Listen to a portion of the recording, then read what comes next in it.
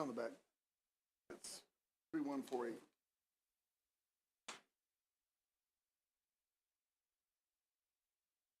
Yeah, it's more than charged.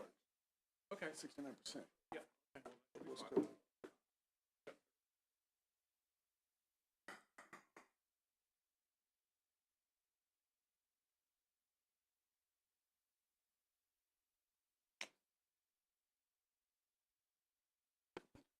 Good afternoon.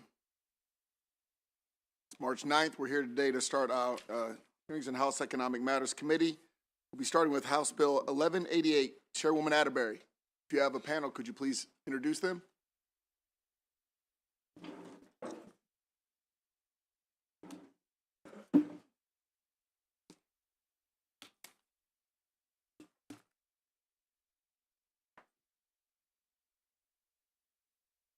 Brief indulgence.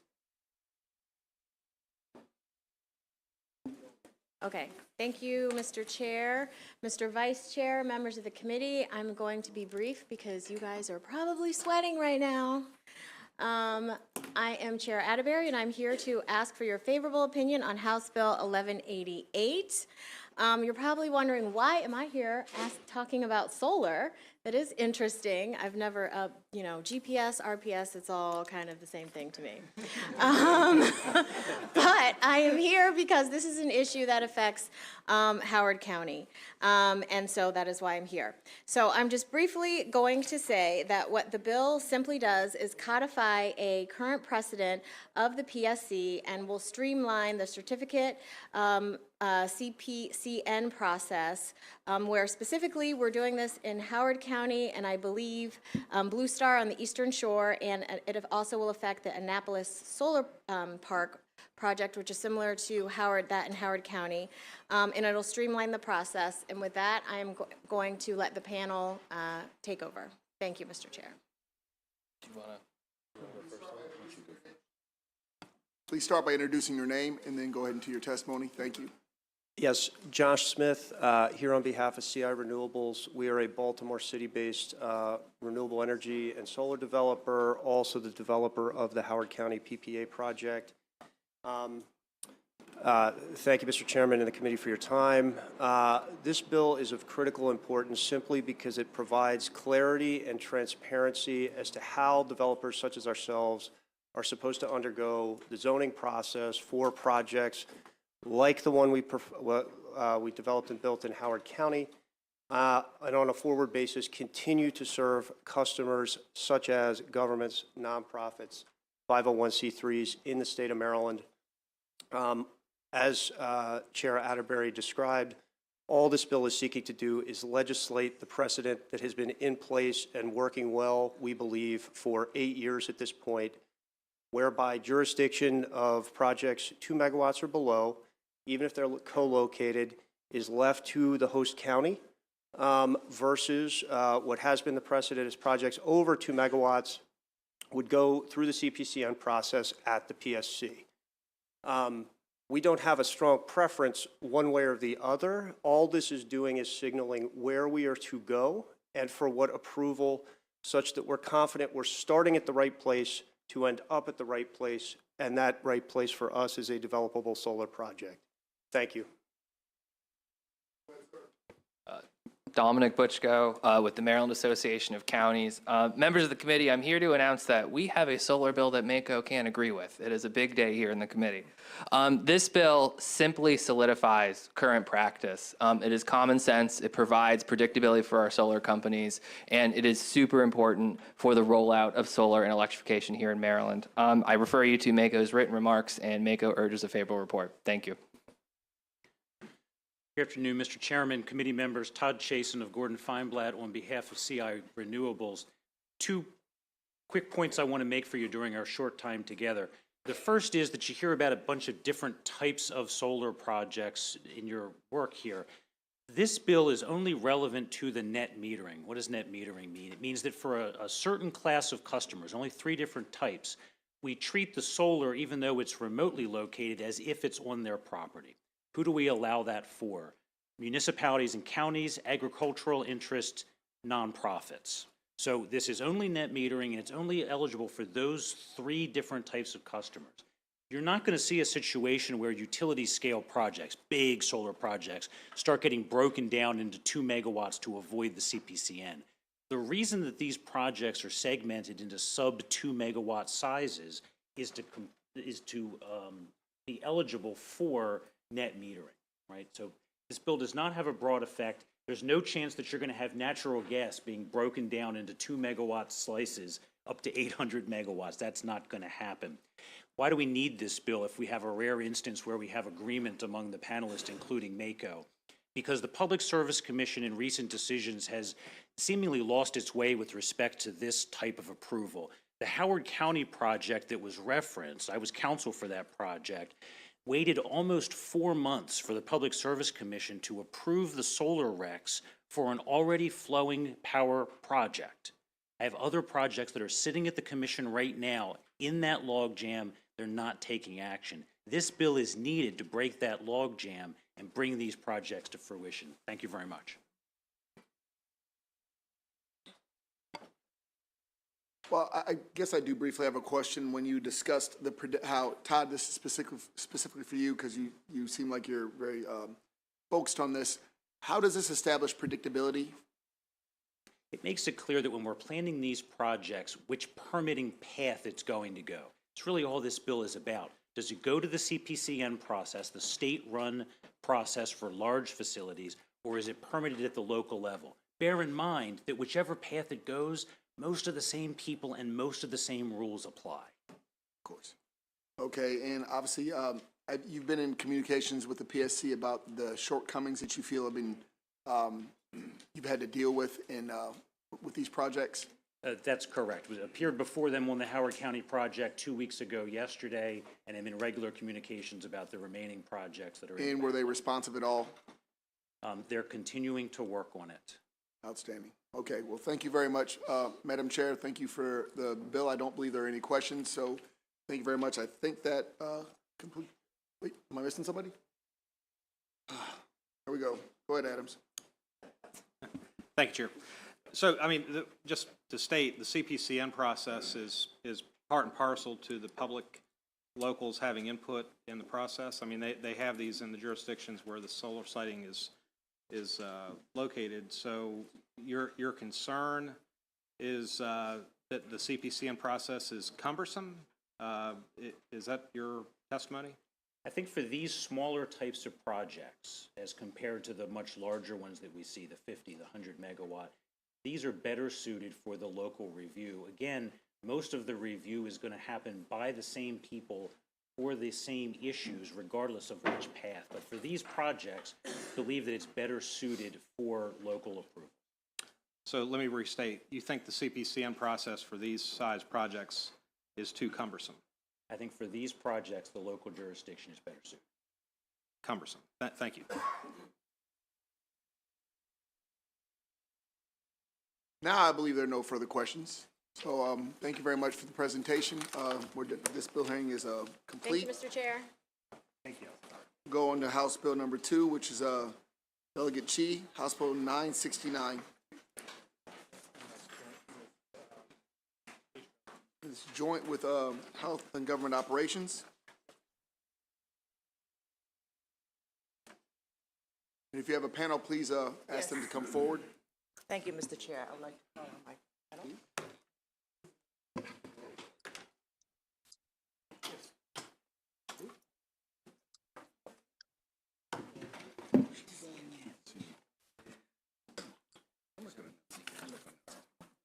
Good afternoon, Mr. Chair and my ECM colleagues. For the record, Delegate Lily Chi here to present HB 969. I hope this is my last bill in front of this committee, my committee.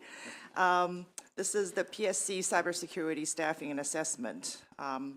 As you recall last year, some of you recall last year, the Maryland legislature took some important steps to modernize and strengthen our state's cybersecurity systems by enabling standards and protocols and expanding resources to local governments. The Public Service Commission also issued its own regulations on cybersecurity last year, which was an important step towards strengthening the cybersecurity infrastructure of our public utilities.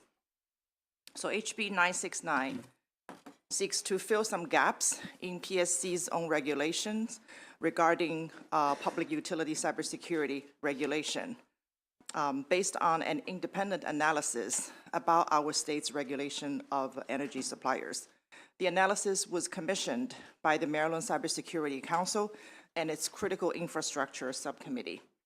The goal, of course, is to make sure our public utilities are adopting and implementing similar cybersecurity standards that we expect from our other state agencies. And by the way, this is the Senate cross-file of this bill was sponsored by Senator Katie Fry-Hester, who serves on the Maryland Cybersecurity Council and has focused on the cybersecurity issues since she joined the state legislature. Specifically, HB 969 lays out some expectations for both the PSC and the utilities. First, for PSC, the bill requires that the Commission adds cybersecurity as one of the 7 factors that the Commission must consider in supervising and regulating public utilities, in addition to other factors such as public safety, environmental preservation, etc. And it requires PSC to establish minimum cybersecurity standards for utilities based on the needs of the sector and the size of the company. So I want to emphasize it's not one size fits all. And also, PSC should hire at least one subject matter expert on cybersecurity to develop and fine-tune regulations to ensure compliance of public utilities and support utilities' efforts to improve their cybersecurity enterprise. So for the utilities, the bill requires that they establish minimum cybersecurity standards for all of their peripheral devices on their network and their supply chains. I understand some major utilities are saying they're already doing that, which is great, but we want to make sure there's minimum standards. And also, they need to adopt zero trust approach to on-premise and cloud-based services. And finally, they need to conduct an independent third-party assessment of their cybersecurity practices every other year at least against the NIST standards, which is the National Institute of Standards and Technology's cybersecurity framework, and to share their assessment reports with PSC and the Office of Security Management, which is part of DOIT, the Department of Information Technology, for review and remediation if necessary. And the reason for that reporting requirement is that currently PSC only receives cybersecurity briefings from the public utilities every 3 years, and those briefings are verbal. There's no written documentation. And so there is also no follow-on audits and visits, which is an area we really need to strengthen. So these are some basic and fairly straightforward expectations to help strengthen our regulatory framework and our energy suppliers' cyber network to make sure we're not vulnerable to cyber attacks. I want to point out that at the federal level, some utilities are saying, why do we need a state regulation when we're already in compliance with the federal framework? The federal regulation focuses mostly on the generation and transmission part, so the distribution part, which is the last mile, is usually the responsibility of the state local governments, which is why we are here. And as we all know, as more people rely on electric devices in our grid system for everyday lives, as more things are interconnected, cybersecurity for energy suppliers is just an area we cannot afford to take for granted or be complacent about. So with that, thank you very much, and I'm going to turn to my expert panel. Thank you. Oh, sorry. My name is John Abelis. I'm the president and CEO of System One. We are a cybersecurity, risk management, and critical infrastructure consultancy doing work domestically and internationally. We have over 35 years supporting the energy sector with utilities and supporting government agencies, including the White House, Congress, Energy, and the NRC. I'm here to discuss our support for HB 969. Maryland needs to build a resilient approach to cybersecurity and to foster an agile culture to protect Maryland's critical energy infrastructure. Under 969, the PSC is the organization responsible for establishing the aiming points and for monitoring how utilities meet these requirements. HB 969 has a number of essential provisions that require only minimal cost and employee resources and can be scaled based on the size and complexity of the utility. Again, one size does not fit all. That's basic to all utilities.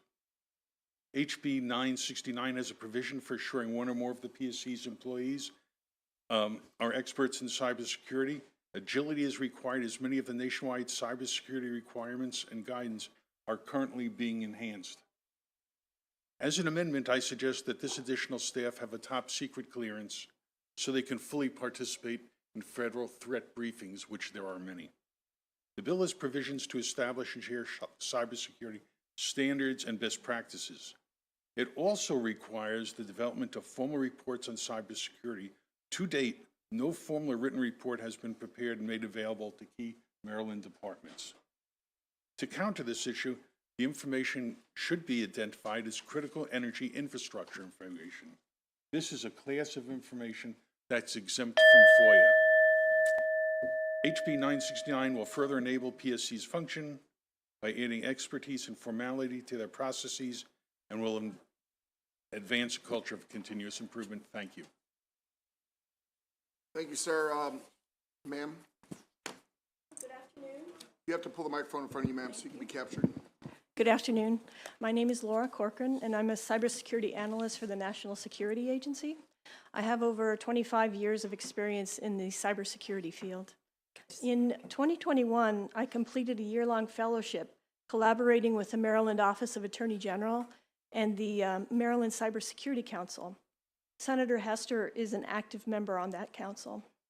The purpose of the fellowship was to research issues on electric grid cybersecurity and report to the AG and the council. The final written report contained 28 recommendations to improve grid cybersecurity in Maryland. HB 969 emerged from this report. The report was based on input from stakeholders, such as the Maryland Public Service Commission and other Maryland agencies that work energy issues. I also contacted government officials in other states, experts in academia, and people working in standards organizations. I combined this with a review of existing state and federal laws and regulations and referenced applicable standards such as from the National Institute of Standards and Technology and the Institute of Electrical and Electronic Engineers. In the report, which was published in December of 2021, I recommend adopting established cybersecurity standards, advancing towards zero trust architectures, encouraging collaboration among utilities, and investing in cybersecurity. I stand by my research and the recommendations that were published in 2021. And please accept my sincere thanks for considering steps to improve the cybersecurity of the Maryland electric grid.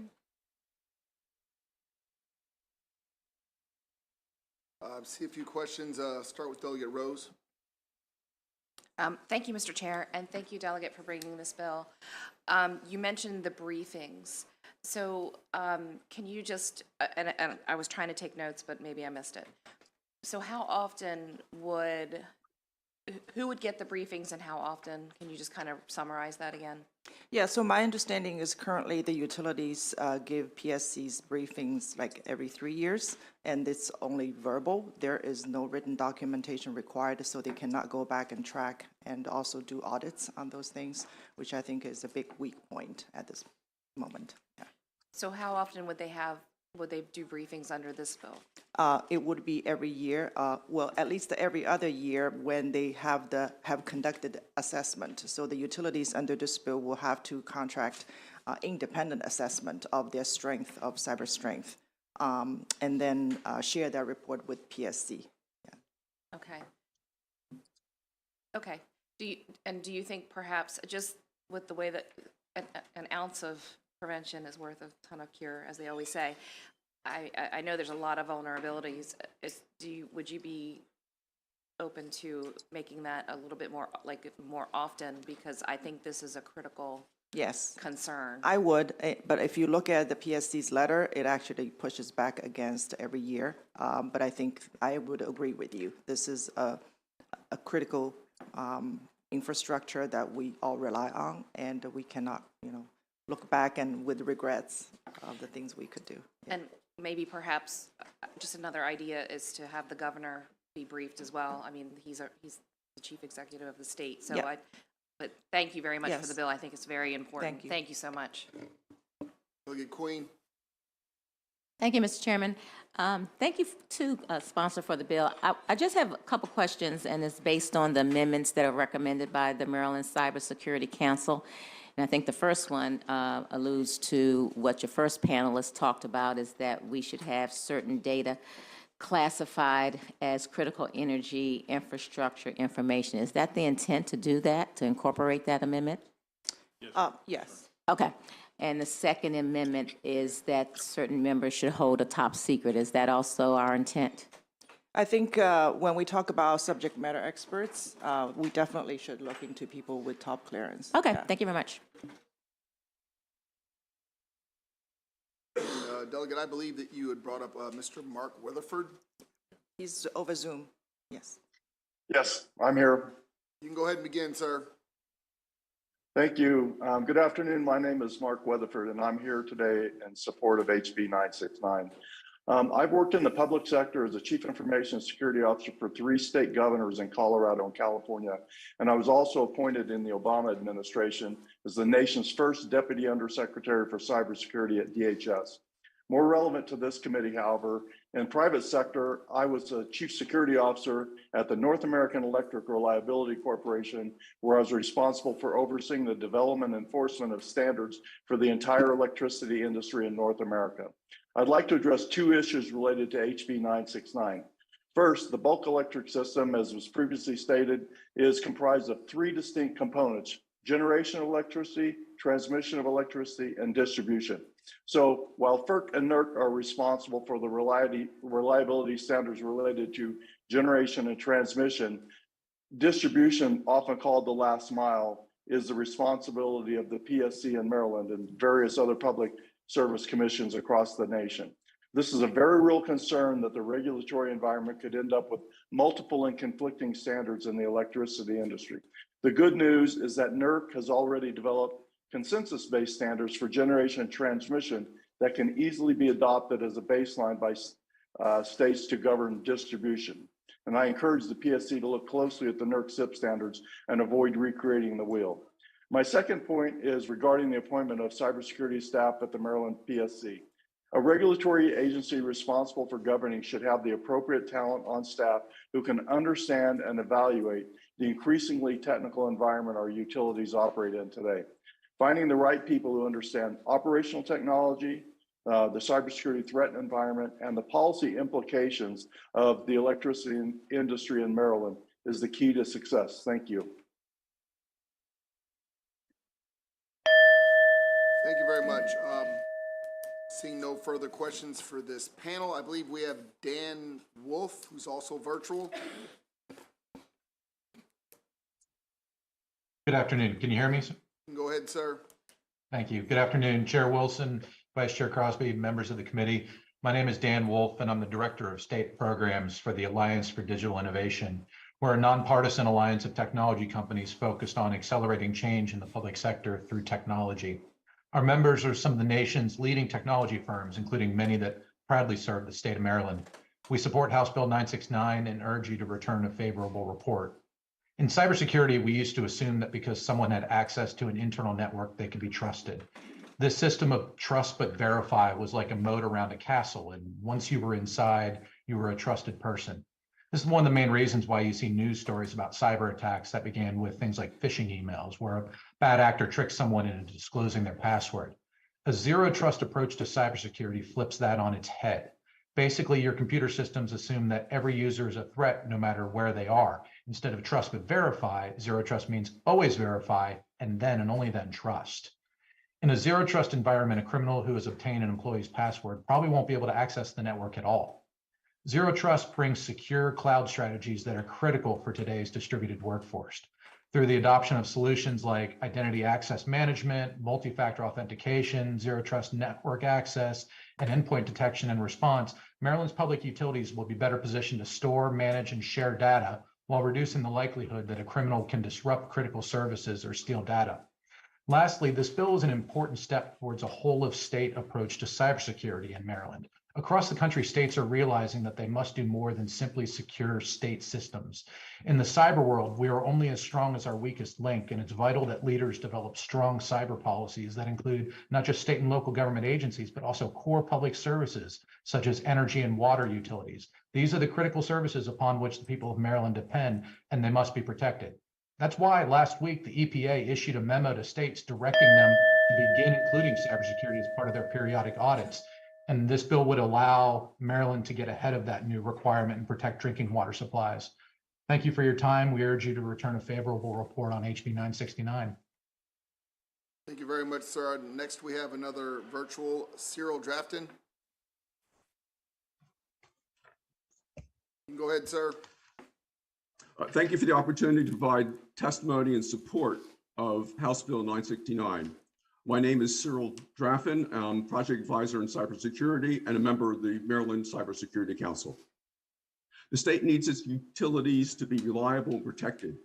We do not want future successful cyber attacks on our infrastructure by foreign or domestic entities because the Public Service Commission had not been attentive enough to cybersecurity programs for electric, water, and other distribution utilities they oversee. The bill has several positive provisions and requires only modest cost and employee resources. The bill has a provision for assuring one or more of the PSC employees are experts in cybersecurity, and this is missing from the current commission staff. The bill has a provision to share and evaluate cybersecurity standards and best practices and prepare evaluation and a written report of the utilities. And that's important because no written report is currently provided. The bill has a provision for zero trust and recognizes that the ongoing trust we just heard of an operating system should not be assumed, but must be verified. The bill has a provision for third-party cybersecurity expertise to assess operational technology information utilities. That's good. We also recognize that the PSC oversight can be tailored to the size and complexity of the utility. However, we do not want critical energy infrastructure from cybersecurity assessments to be made public. The bill should have language restricting the use and the release of that kind of information. And it's been that kind of protection has been adopted in 31 other states, but not Maryland. So as we heard, the bill sponsor, that'll be included. This bill is a straightforward way to address the cybersecurity readiness for public utilities in Maryland. I support its adoption.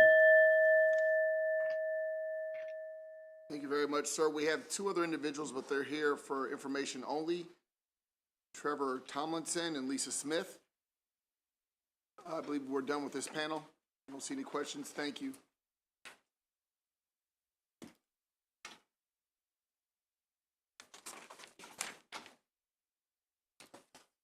Go ahead, ma'am. Good afternoon, Chairman and committee members. My name is Trevor Tomlinson. I'm a legal advisor at the Maryland Public Service Commission. I'm here today to provide information regarding House Bill 969. This bill seeks to require the PSC to hire cybersecurity experts to advise the commissioners, share cyber-related information, and evaluate public service companies' submitted assessments.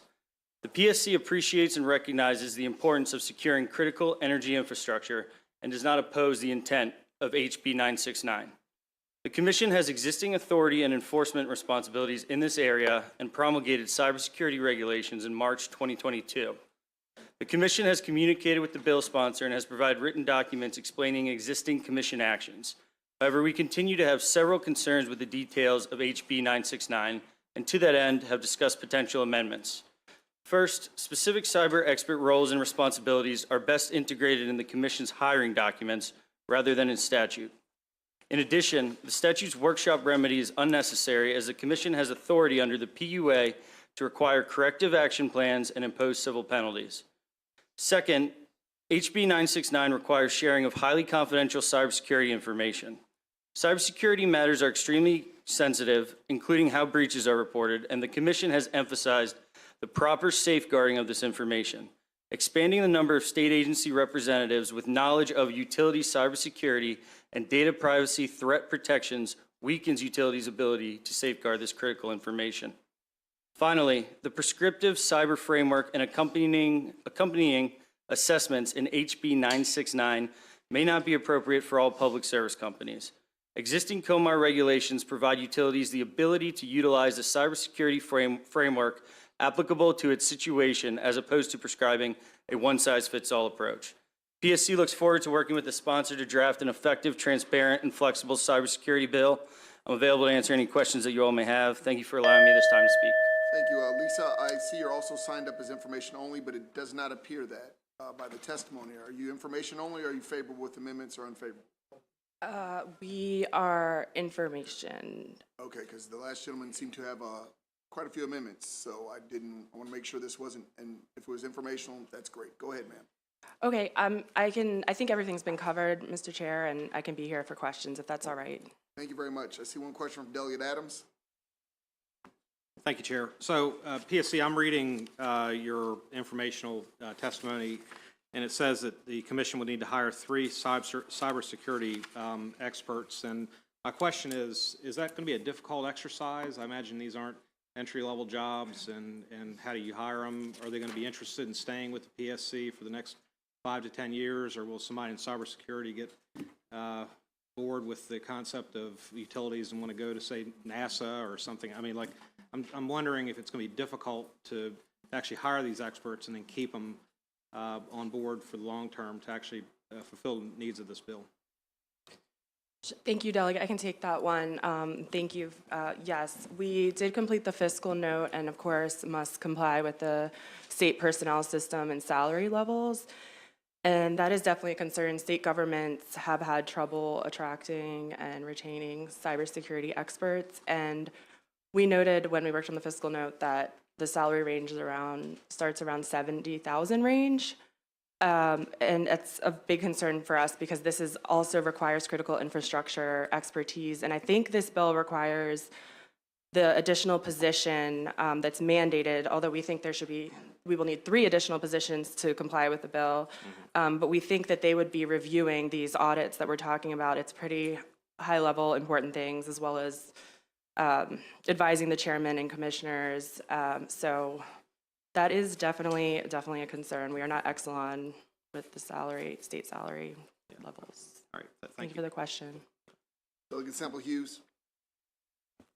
Thank you, Mr. Chair, and thank you for being here. I know you had testified, verbally and certainly in your written documents as well, about the weakening of safeguarding the critical information, and so you were interested in striking that part of the legislation.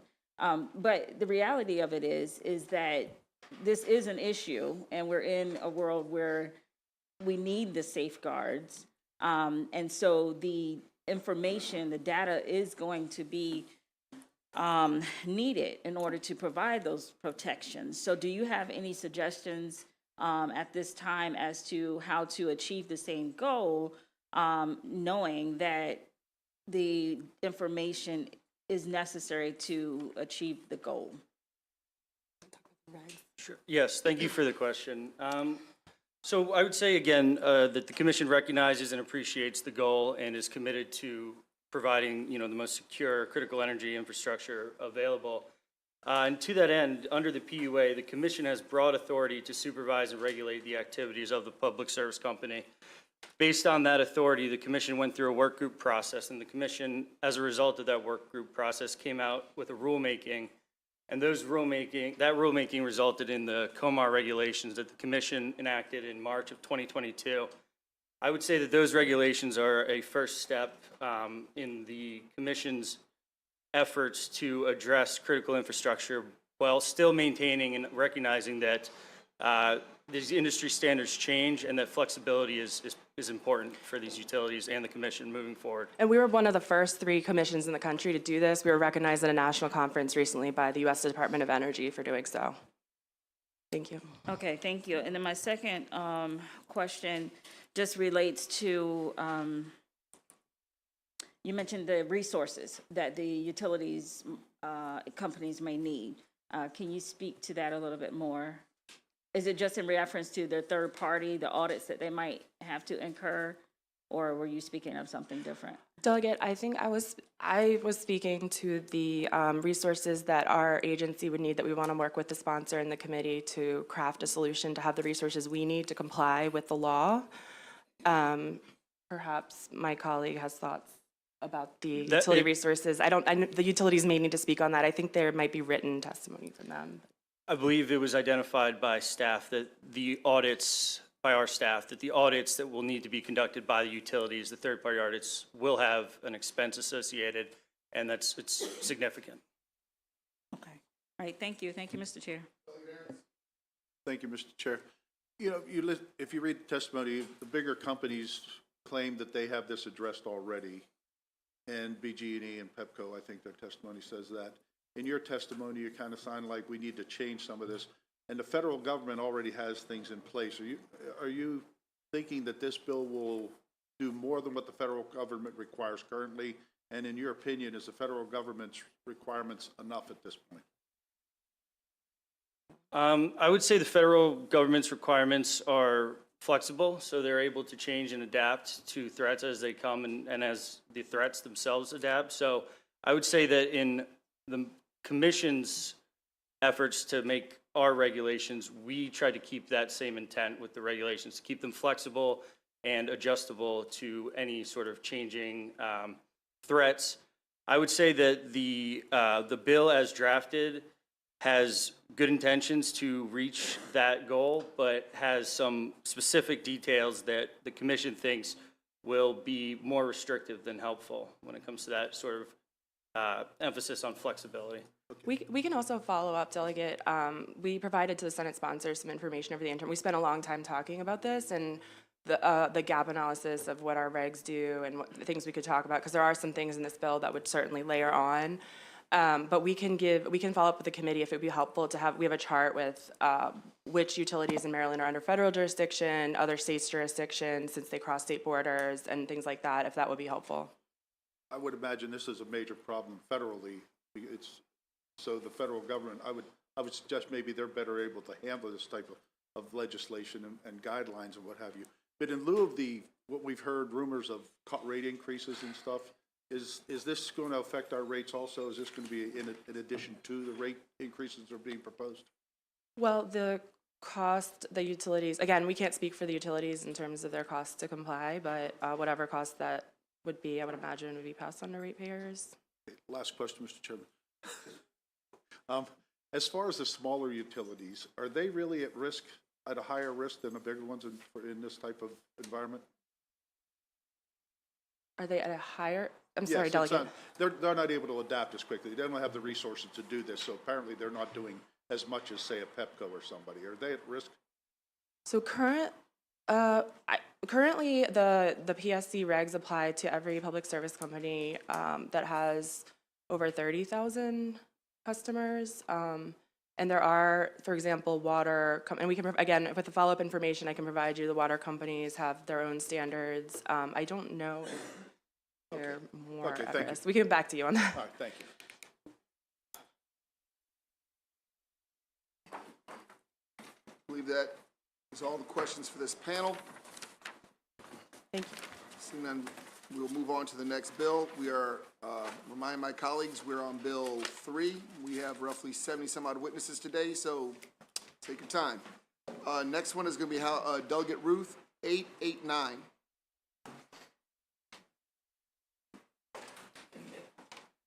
Thank you, Mr. Chair. Do you have a panel, ma'am? Sorry. If you have a panel, please feel free to invite them up. Thank you. Thank you so much. We're joined by Delegate Wu from Ways and Means. Thank you, sir. Go ahead, ma'am. Thank you, Mr. Chair. Members of the committee, for the record, I'm Delegate Sheila Ruth, here presenting House Bill 889. The General Assembly has made a strong commitment to moving away from fossil fuels as we try to address climate change. One of the things that I'm looking at as we make this transition is what happens with gas stations. We're moving away from fossil fuels. It's obviously going to have gasoline-powered cars on the road for a long time still, but we are moving into a situation where the market is going to drop enough that gas stations are not going to have enough business to be able to sustain all the gas stations that are out there. So this bill does a couple of different things. The first thing is, I personally think that opening a new gas station at this point is a bad business decision because the market is going to be dropping. But if a company does want to open a new gas station, they should at least be required to provide electric vehicle chargers to help with all the infrastructure we're trying to build to ensure that EVs can be charged. And for a gas station, it needs to be a fast charger because nobody's going to want to sit in a gas station 12 hours and charge their vehicles. They want to pull in, get a 15-minute charge while they're getting their coffee or fried chicken or whatever, and then come back out and go on down the road. So that's the first part of this. The second part of this addresses the situation of what's going to happen to all these gas stations as the market drops. And really, it's a community issue. We don't want to see the blight of abandoned gas stations. And it's difficult and expensive to convert gas stations into another land use because they have underground storage tanks. There's environmental remediation that needs to be done. Even today, there are some businesses that have wanted to transition a gas station to something else, but because of this cost and complexity, unable to do that. So the second part of this is it enables counties to enact a property tax credit for converting a gas station to another land use with a state matching contribution. And that's all it does. It's just enabling legislation to try to avoid the blight of abandoned gas stations, to try to keep jobs in the community. If a gas station closes, we want to transition to another retail use. It does specifically exclude dollar stores and self-storage facilities from the credit because those are businesses that tend to proliferate in particularly disadvantaged communities anyway, and don't provide as much community benefit as some other businesses would, and self-storage facilities are also not big job creators also. So with that, I ask for a favorable report for House Bill 889. Thank you. Oh, sorry.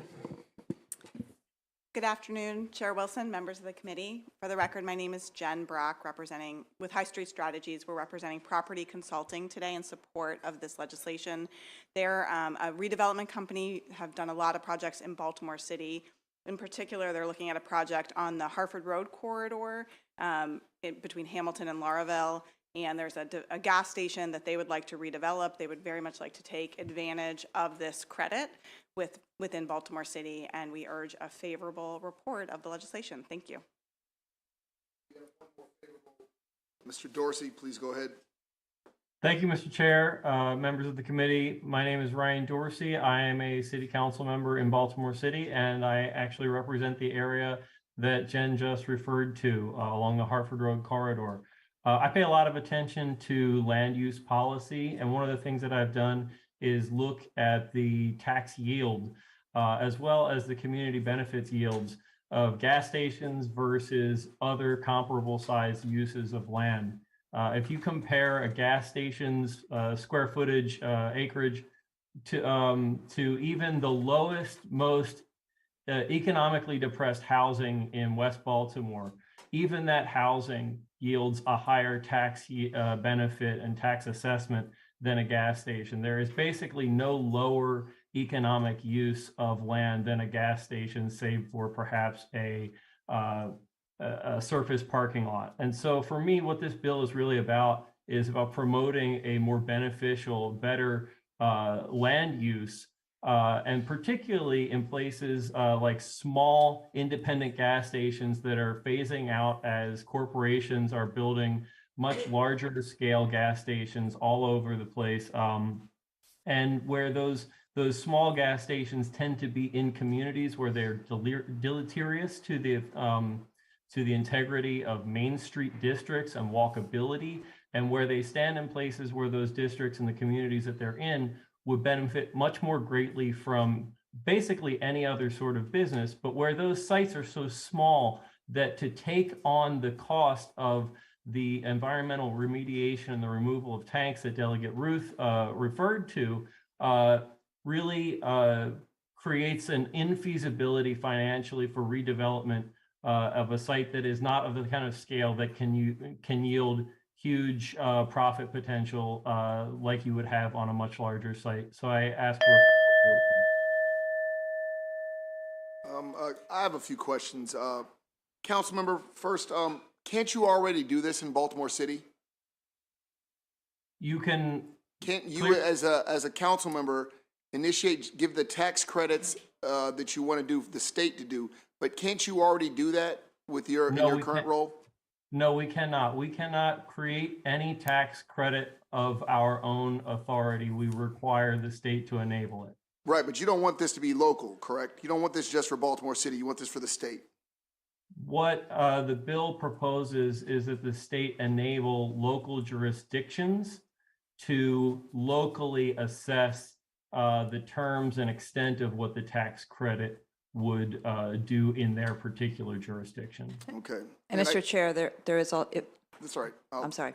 And I guess secondly, more importantly, what I'm trying to understand is it sounds like, we're talking about two things. You talked about tax benefit versus you didn't mention utility, i.e. the need and necessity of a gas station.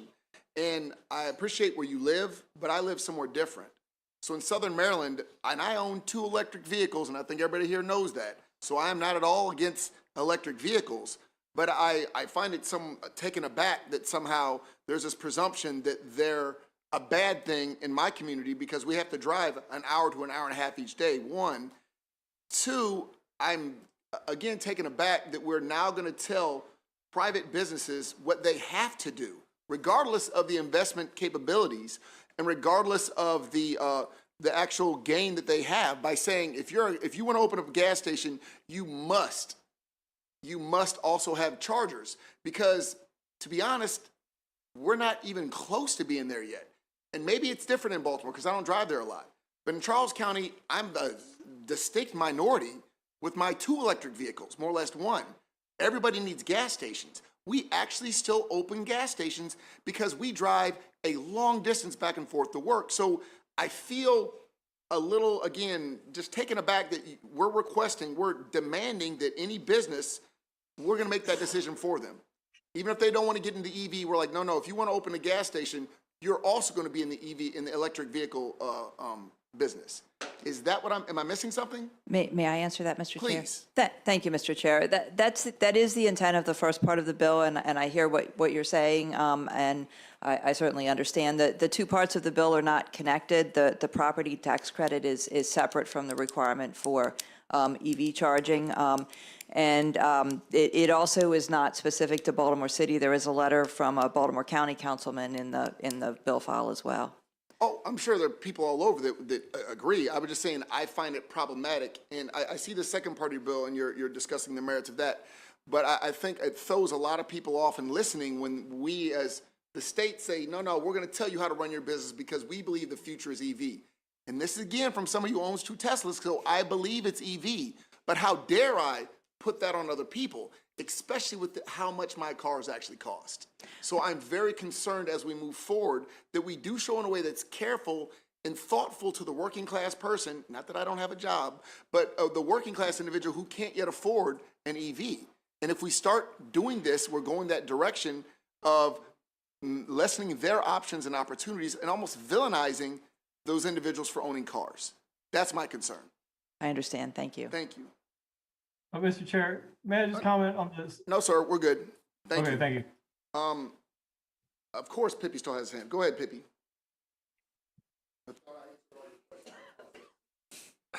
You did, and I agree with everything the chair just said. In addition to the chair's 2 electric vehicles, delegate, do you know how many electric cars are in Maryland as a percentage? I don't have that number. It's 1%. Thank you. So 1% of the 5.2 million registered vehicles in Maryland are electric. And to put $1 million expense of a level 3 charger on every new gas station, you can see the concerns. So, but I appreciate your testimony, and maybe the tax credit's something we can work on, but the other stuff. So thank you. Thank you, Mr. Chair. Thank you.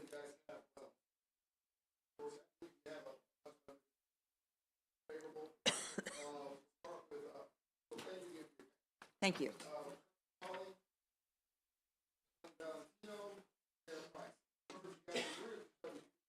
Thank you.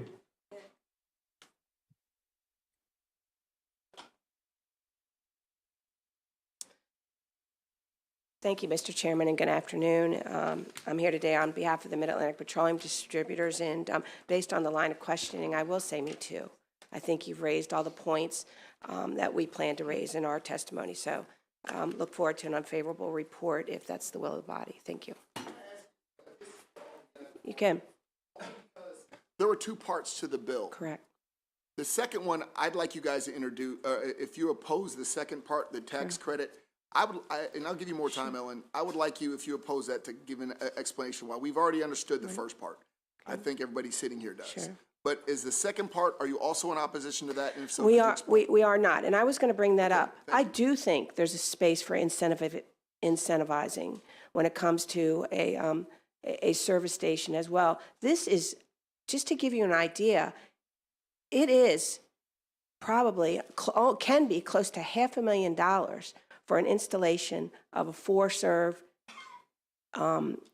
electric vehicle charging system. So I do think there's a space here for property tax incentives from the county space. And also, again, I look around the room, I hope there's still room in the conversation as the bills go through the General Assembly this year for a larger incentivization, at least for those small business owners. Thank you. We don't have a lot of money, so easy there. Go ahead, next. Thank you, Mr. Chair. Good afternoon, honorable members of the committee. My name is Sarah Price, here on behalf of the Maryland Retailers Association. No one is opposed to EVs. Hate the mandate, love the tax credit. Thank you. Thank you. Kirk? Kirk McCauley, WMDA, service station convenience stores. And we are against the bill, obviously, and as far as the tax credit goes, I don't have any idea.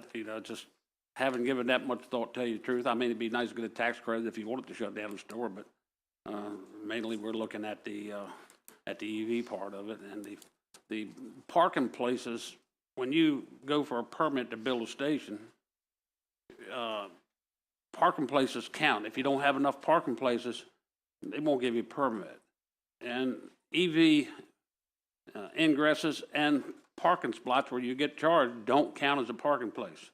So by requiring a charger for each fuel dispenser, you could put yourself right out of a permit because you wouldn't have enough parking places.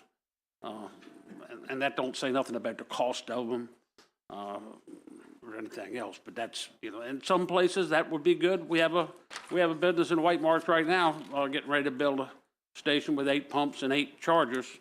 He can't get power to it. He's dealing with Exline right now, but they do not have the power to bring to him. They're trying to work out a situation there. So, but Kirk, I'm urge an gonna get unfavorable you, report. Thank you. before I'm done being chairman, I'm gonna get you to say me too just one time.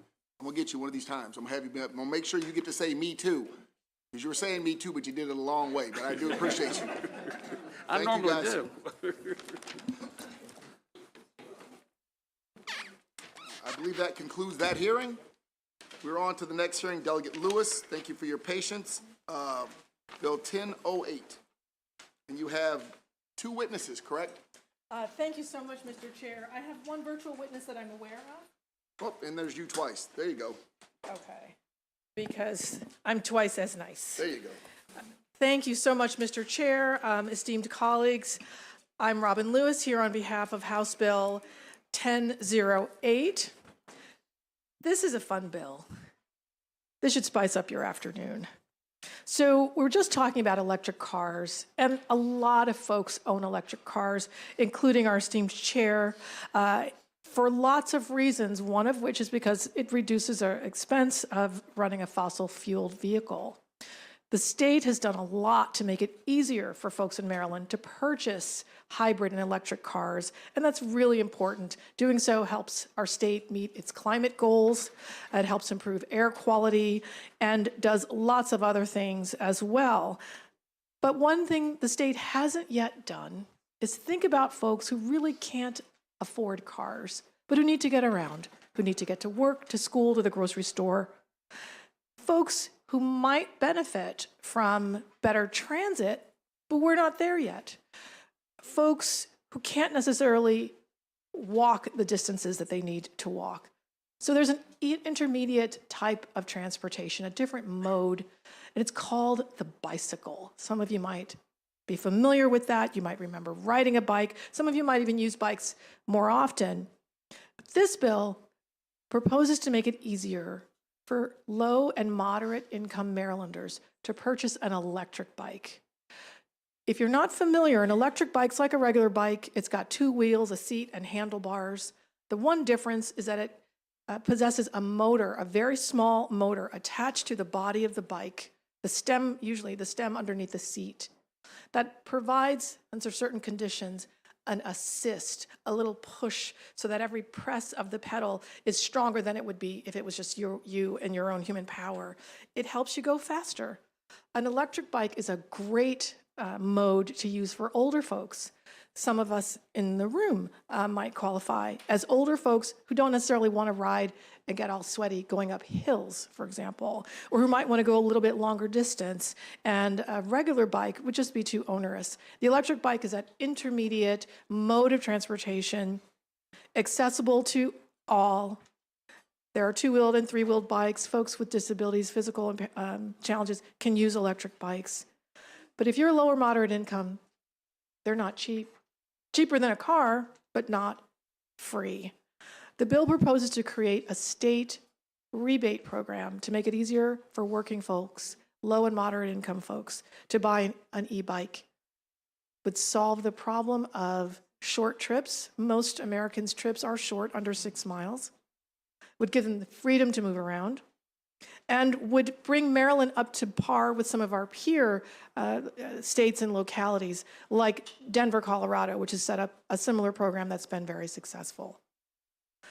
The bill has a little fiscal note. Being a team player, I'm always willing to negotiate on fiscal notes. I think if we got started in Maryland, even with a small amount, it could take us a long way to achieving our climate goals, supporting small businesses that sell e-bikes. They might get more demand for such products, and make affordable transportation more accessible. With that, I'll end my remarks and ask for a favorable report. Thank you. And I'd like to, if it's okay, Mr. Chair, to have my supportive witness.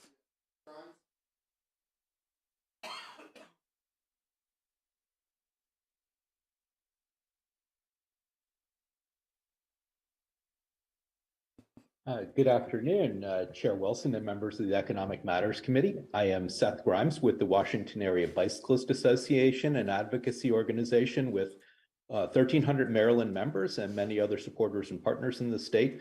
We are in support of HB 1008, which would establish an electric bike rebate program, and that is a good thing. E-bikes will make biking much more convenient, transform people's mobility. We especially like that the bill will provide rebates for lower and moderate income households. We aim to boost mobility and transportation equity and environmentally sound transportation alternatives. HB 1008 will further that goal, and it will prove cost effective. E-bikes cost far less than electric vehicles, generally electric cars, and the rebate will cover a high proportion of the cost, making this form of transformative transportation accessible to a wide set of households that can't afford an EV, an electric vehicle, even with a tax credit. However, a $500,000 yearly appropriation won't go far. Compare that California's e-bike affordability program launched in July 2021 with $10 million in funding. Last November, the Colorado legislature appropriated $10 million for e-bike rebates, and Colorado's population is 300,000 people smaller than Maryland's.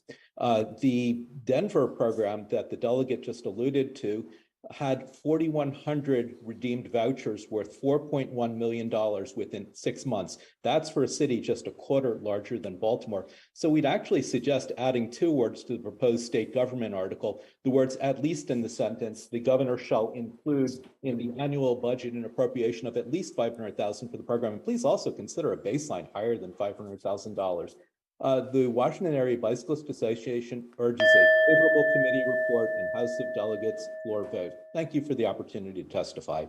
Thank you very much for testifying, sir. I believe that concludes both your testimony and this hearing. I see no questions. Thank you very much, Delegate. Moving on to the next bill, which is Delegate Ampray. I know you got a winner, House Bill 891. Let's see what you can do. Do you have a I do have some panel? I do have some guests.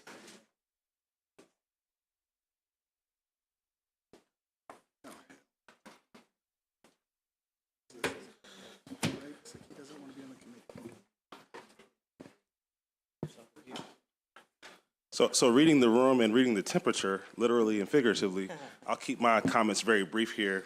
For the record, Delegate Marlon Ampry here in support of House Bill 891. The PSC Study Act of 2023. It's an honor to be in front of you all today, this afternoon.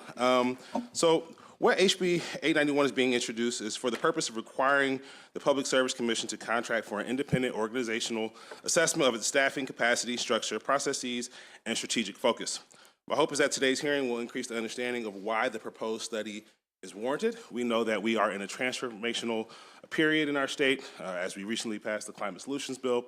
We know we're moving towards new forms of energy, and it's important that the PSC be well equipped to handle this transition. Currently, we've had some hiccups that I've detailed in my written testimony. I'm not going to continue to belabor the point there. But the goal of the bill is just to make sure we have a third-party assessment of how the PSC is functioning. In December, they provided their own review, but we know that sometimes you need a bird-eye view of something. You need a third-party review of something. I know that I've worked at a myriad of law firms, and at some of the law firms I've worked at, they've done studies on their issues of diversity. And they do their own internal review, but then they also bring in a third party, a professional consultant to understand what are some things you can do better. Sometimes you need that viewpoint. So the goal here is to ensure that we have a third party review of the system and structures at the PSC so it can be more efficient in its capabilities to deliver on some of its promises. With that said, I ask that the committee rely on my written testimony. I'm going to keep it really brief and allow some of my people here, my panel, to expand upon some of the points that are the why and why we need to do it now versus later, and considering the fact that we're going to have a shift in the commissioners, and it's important that we have an opportunity to reassess, get a level set, and that's why I asked for a favorable report on House Bill 891. Thank you. Thank you. Mr. Chair, members of the committee, Josh Tolkien on behalf of the Maryland chapter of the Sierra Club, urging a favorable report. In the last 20 years, the mandate for the Public Service Commission has grown significantly. The work group study Delegate Ampry referenced outlines over a dozen pieces of legislation from net metering, solar, offshore wind, energy efficiency. 20 years ago, the PSC was considering maybe one proposal for a power plant every few years. Now there are often dozens of proposals. It requires a significantly different skill set, and many states are taking steps to modernize their staffing as well as their stakeholder and input processes. The work group study mentioned earlier looked primarily at staffing. I think the study actually does a great job, but as noted, it's very difficult for an agency to fully independently assess itself, especially when it comes to criticizing its own processes. I'd like to keep this positive, but I do want to note that our motivation here is an observation that the PSC has not been at sufficient capacity to implement some of the critical environmental bills that this body has passed in the last few years. The work groups have taken longer and often produced reports that required a minority report because of disagreement with the parties. You heard earlier about concerns from the solar industry about the delay in implementation of some of the credits under the RPS. I think some of the other panelists will discuss a couple specific situations, but our main message here is we believe that the PSC has done a great job with the limited staff that it has. but given the significance of all of the legislation, especially climate solutions now, an independent review of the PSC's needs would really help ensure success over the next 10 years. Thank you very much. Thank you, Chairman Wilson, members of the committee. I'm Dr. Alfred Bartlett. I'm a board member and energy policy lead of the Chesapeake chapter of Physicians for Social Responsibility. Since retiring in 2014, I've been working on climate-related issues, focusing on the transition to clean renewable energy. And in 2021, I joined the new PSC work group on distribution system planning. The distribution system is that part of the grid that's owned by our utilities and distributes energy to all the homes and businesses across the state. Its planning will determine where and how much solar, battery, and storage and electric vehicles we can have. The Climate Solutions Now Act requires this planning to help the state achieve greenhouse gas reduction, expansion of renewable energy, electrification, and priority to vulnerable communities, among other things. That is, plan a grid to reach the goals this body has set. Electrification of vehicles and buildings may increase the load on the grid. How do we plan for that? Our RPS requires rapid growth of solar. How will the grid connect all that solar? The work group spent the past year simply documenting the utility's existing planning processes, which is fine, but that planning doesn't include expansion of renewable energy or electric vehicles or greenhouse gas reduction or other aspects of CSNA policy. That's why the legislation was needed. But the facilitation team's recent report to the Commission concluded that existing planning adequately addresses current regulatory requirements. MEA, OPC, and Commission staff themselves have stated that they don't endorse the report, but the experience left many of us questioning if this process will meet the legislation's goals. And more importantly, what will it actually take to achieve those goals? Is a work group the most effective approach? How have other states tackled these complex issues? These are the sort of questions that the study under HB 891 will help answer to help the new administration and the PSC meet these new challenges, and we request a favorable report. Thank you.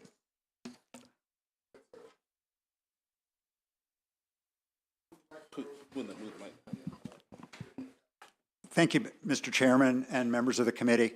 My name's Randy Lyon. I'm the legislative chair of the Maryland Sierra Club, and since my two colleagues have already testified, I'll just be here in case there are any questions. But thank you very much. We strongly support the bill. I do believe we have one additional favorable before we get to any questions, if there are, from Carl Robago, virtual. Yes, thank you very much, Mr. Chair. My name is Carl Robago. I'm a consultant doing business as Robago Energy LLC, and I appear before you today on behalf of Earth Justice and its Maryland client organizations.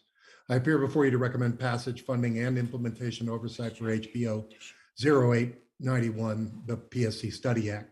I have more than 30 years of experience in utility regulation, including as a public utility commissioner for the state of Texas, as a utility executive, and as a deputy assistant secretary at the U.S. Department of Energy, and several other research, advocacy, and business positions. For more than 7 years, I've been engaged in work specific to Maryland, working on PC 44 issues, authored a white paper on the utility transformation process for Maryland, advocated before the commission on several issues. I've worked with Montgomery County and the BG&E and PEPCO multi-year rate plans, and I participated in the distribution system planning work group that Dr. Bartlett just talked about. Overall, while the commission has entertained a wide range of utility sector transformation issues, in my opinion, the progress has been slow and unsatisfactory. And there are only two reasons why a regulatory commission would not aggressively move to capture the benefits of utility sector transformation: commitment or capacity. Commitment is something you can and are addressing with policy enactments and substantive direction to the commission. Capacity is something you can and should address with the information that will be provided by a comprehensive study of the commission. Utility sector transformation is a great opportunity and a complex undertaking. It will take years and needs to move much more quickly in an organized manner and with adequate resources. As a former Texas utility regulator, I know firsthand the benefits of periodic study processes, having participated as a commissioner and a commenter in several Texas PUC Sunset Commission studies conducted every 10 years. A good bill, well-crafted and necessary. I recommend that you pass, fund it, and stay on top of its implementation. All right. right, thank you so much, sir. Seeing no questions, that concludes this panel. Next, we will go to information. I have from the PSC, Amanda Best, Lisa Smith, and we have a virtual we'll take before we get to questions. Thank you, sir. So go ahead and start when ready. Thank you, Chair Crosby. If it's all right, I'd like to defer to my subject item expert. I'm here for questions. Good afternoon, Vice Chair and committee members. I am Amanda Best. I am Deputy Executive Secretary and the Chief Operating Officer at the Maryland Public Service Commission. I'm here today to provide information on House Bill 891. It is well recognized that Maryland is a leader in climate and energy policy. The Commission participates in or oversees many of these policies in addition to the daily regulation of public service companies. In recognition of its need to continue to meet the needs of the state, ratepayers, and the entities it regulates, the Commission established a broad stakeholder process in 2022 called Public Conference 57, or PC 57, which is currently studying issues that are like those described in House Bill 891. The PC 57 work group consists of representatives from electric and gas utilities, the Office of People's Counsel, retail energy suppliers, environmental advocates, and the Commission's technical staff. The work group filed a preliminary report in December with its findings and consensus recommendations. The Commission is already addressing the issues outlined in House Bill 891 through PC 57. If the General Assembly is interested in pursuing the proposed legislation, then the Commission is happy to work with the sponsor regarding the scope of the study to avoid duplication, ensure effective use of resources, and clarify that the Commission may not be required to implement all the recommendations of the study, as some may require action from the Governor or the General Assembly. Thank you for your time again today, and I'm available for questions. Thank you. We'll go to the one virtual before we take questions. Jacqueline Patterson. Go ahead and start, ma'am. Thank you. As a proud Marylander of 28 years, I'm excited at the prospect of living in a state that's positioning itself as a standard bearer on how public service commissions can steward an equitable and just energy system. We all know that there's a lot at stake. Communities from Curtis Bay to Allegheny County are being poisoned by pollution from coal-fired power plants. Electricity shutoffs in Maryland soared by 80% last year. Climate change has resulted in ravaging disasters, and in Maryland, we've seen chronic flooding in Ellicott City, debilitating heat that results in early school dismissals, and sea level rises already starting to inundate our coast. At the same time, there's a lot of potential in the new energy economy. From BIF Group Technologies to We Solar to Power 52, we are seeing job creation in Maryland arising from energy efficiency and clean energy initiatives. Our recent report on PSC's Who Holds the Power is a study in the good, the bad, and the ugly. In it, we highlighted a Brown University report which labeled the Alabama PSC as one of the most opaque, politically motivated, and environmentally hostile commissions in the country, citing weak transparency rules that allowed the PSC's regulatory decision-making to occur privately between commission officials and Alabama Power. We also shared promising examples such as Arizona, where a representationally governed PSC approved an increase in energy efficiency in their integrated resource plan and blocked the permit to expand a gas plant that is already polluting a historically Black low-income community.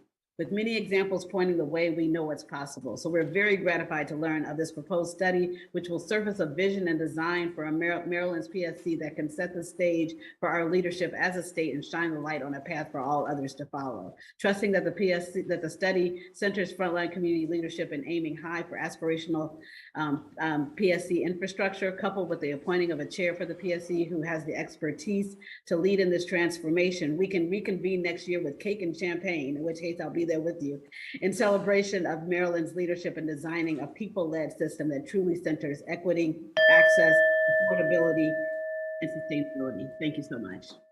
All right, thank you, ma'am. Not all information witnesses are equal or the same.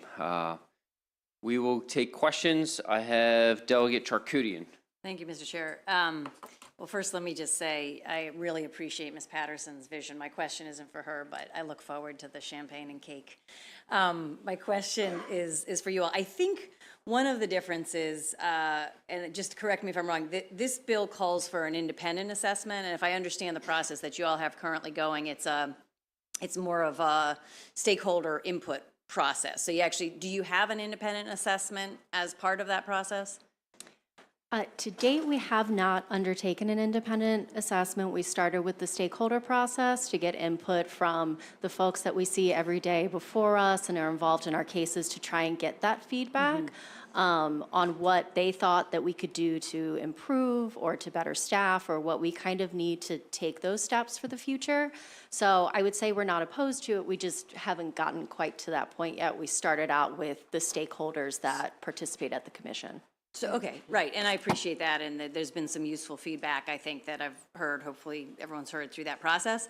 I'm just trying to distinguish, though, that this would be an independent process, which isn't really duplicative. I mean, the kinds of topics folks might talk about might be similar, because there's themes and, you know, areas that need improvement, but this is not a stakeholder process in that sense. This is a independent assessment. So I just want to clarify that that would be the distinction, or how this would be different maybe from what started. We can't speak on everything that will occur in that docket. Of course, initiating a public conference, there is a whole range of things that might come up. It's obviously, you know, it's a public process with the administrative procedures. I do not know that any entity has proposed an independent study to date. Okay, so if we wanted to make sure there was an independent study, we would have to pass this. That's because that's not already happening. It's not currently happening, right? We've started with the stakeholder process as a first step. Got it, thank you. All right, Delegate Adams. Thank you, Chair. So the Public Service Commission is a creation of the legislature, is that correct? Correct. Okay. And so when we talk about independent review, I can't imagine it being any more independent than 22 members of the Economic Matters Committee that can bring any number of bills to drive policy, to walk back what's happening at the PSC, to advance it even further. And I would assume that you would agree with that assessment. That's correct. Everything we do is in the PUA. We heard earlier, add cybersecurity to our public interest standard. That would be one thing we would consider. It would be whatever the General Assembly decides. Last question. The bill calls for $200,000 to be spent to do this independent commission, and you're already doing it. And I'm a business guy by nature. I'd prefer not to have the business of you trying to work group this and to try to improve be gotten in the way by government mandate through a bill that surely, based on the testimony I just saw at the hearing table here, is going to be driven politically. That's my assessment. You may or may not agree or willing to opine on my comment. We agree that there should not be duplication. We'd be happy to discuss with the committee how to avoid that. All right, thank you. Delegate Queen. Thank you, Mr. Chairman. I came in on the tail end of some of the conversations, but I would take it from this standpoint. You're familiar with, like in financial situations, they have audits of people come in and do an audit every year.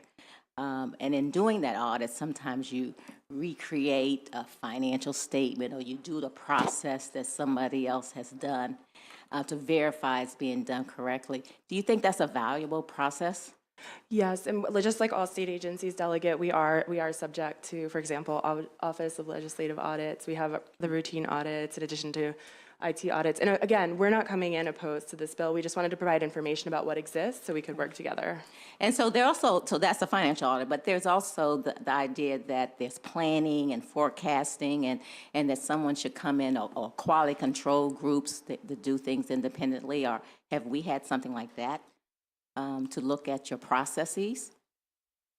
Not that I'm aware of, and I'm not sure if that exists with our state agencies. You may know better than us, Delegate, but I see what you're saying. Okay, yeah, okay, so maybe we need to research that, but I think this is a valuable thing to have, to make sure that we have somebody who's outside of the organization, and we as delegates here are certainly not subject matter experts, that we can provide that sort of oversight. So I think this is a valuable tool for us to do if we want to go forward with this process. Okay. Would you agree?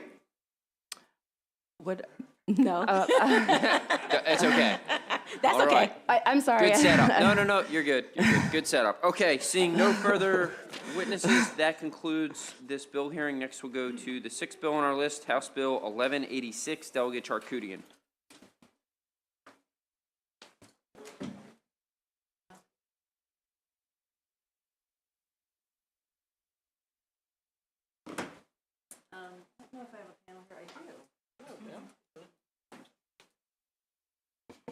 This one, you can have that one, and I think I got somebody virtually. Mr. Chair, colleagues, for the record, well, there's a virtual one, so I'm not slipping too bad. There's a, for the record, Delegate Lori Charkoudian asking for a favorable report on House Bill 1186. So this is an interesting, and I hope you'll agree, creative solution to a situation that is somewhat confounding and challenging. As a body, we are authorized, based on the Federal Power Act, state-set policy as it relates to energy generation, and that's very clear. But we have a situation where, because we're part of the PJM grid, and because PJM sets the rules as it relates to capacity markets, as it relates to transmission, as it relates to interconnection, because they set all those rules, they essentially are in a position to override a lot of our policy development and our policy goals. And so what we see across PJM is states like Maryland setting goals that we think are appropriate for our state, and PJM having rules as providers in Maryland try to build up the solar, try to interconnect the wind, try to address capacity issues, building in more storage. The PJM rules essentially undermine our policies, actively slowing down the transition to renewables, and cost our ratepayers more money. Most recently, I think the most egregious and something that got a lot more national attention is the MOPR rule, the minimum offer price rule in the capacity markets, that really would have cost, had it been able to stand fully, would have cost ratepayers millions and millions of dollars, and really would have shut down a lot of our ability to make energy policy. As it maintains itself, the capacity market rules do keep fossil fuel generators on longer than they would stay on based on just normal markets, and also cost ratepayers significantly more funds. So we have PJM, and sometimes I refer to it as a shadow government because it's actually not accountable to anybody. It has members, and the members include a lot of fossil fuel generators, transmission owners, but it also includes Maryland utilities. So all of our utilities that we have, these regulated monopoly utilities that we have that are in the Public Utilities article required to operate in the public interest, and Public Service Commission is required to make sure they're operating in the public interest, they go to PJM and they take all kinds of votes. And there's two levels of governance at PJM. There's a lower level of committees, and those votes are secret. They're recorded, but they're secret. We don't get to see them. And only things that pass that lower level of governance at PJM get to the next level where those votes are recorded and we can actually see how everyone is voting. And so what that means is that we may have our utilities in that lower level taking votes that are fabulous for Maryland ratepayers, fabulous for all of the policies we're setting, and we don't know that. Or they may be taking votes that are not in the interest of Maryland ratepayers, not in the interest of the policies that we're setting. And we wouldn't know that either. And because so many of the ideas never get to that second level of governance, we would never find out what was discussed at that level and voted down. And so what this bill does is it's a small attempt to try to get at a very convoluted and problematic PJM, it's a regional transmission organization, decision-making process. Just so you know, when these studies are done about RTOs and how transparent or not transparent they are, PJM is one of the worst in terms of the lack of transparency in its decision-making processes. And so while we don't control PJM, we can't control PJM, we can start to get a glimpse into and start to put pressure on the decision-making process to be more transparent than it is. So specifically what this bill does is it requires that all of the utilities that are Maryland utilities required to operate in the public interest, disclose to the Public Service Commission and then ultimately to us every vote they've taken at that lower level. These are recorded votes, so it's not minutes of the discussion. They're actually recorded votes. They're just not public votes. And why those votes were in the public interest. If you look at the opposition, it's fascinating for a number of reasons, but one just point I want to make is a lot of the opposition testimony from the utilities says that they want to be able to have candid conversations. And I just want to be really clear that this bill would not change the candid conversations. It would change just who finds out about the actual vote. So it doesn't require minutes of those meetings of who said what, but just when votes that are already recorded by PJM are taken, that we would know what those votes are.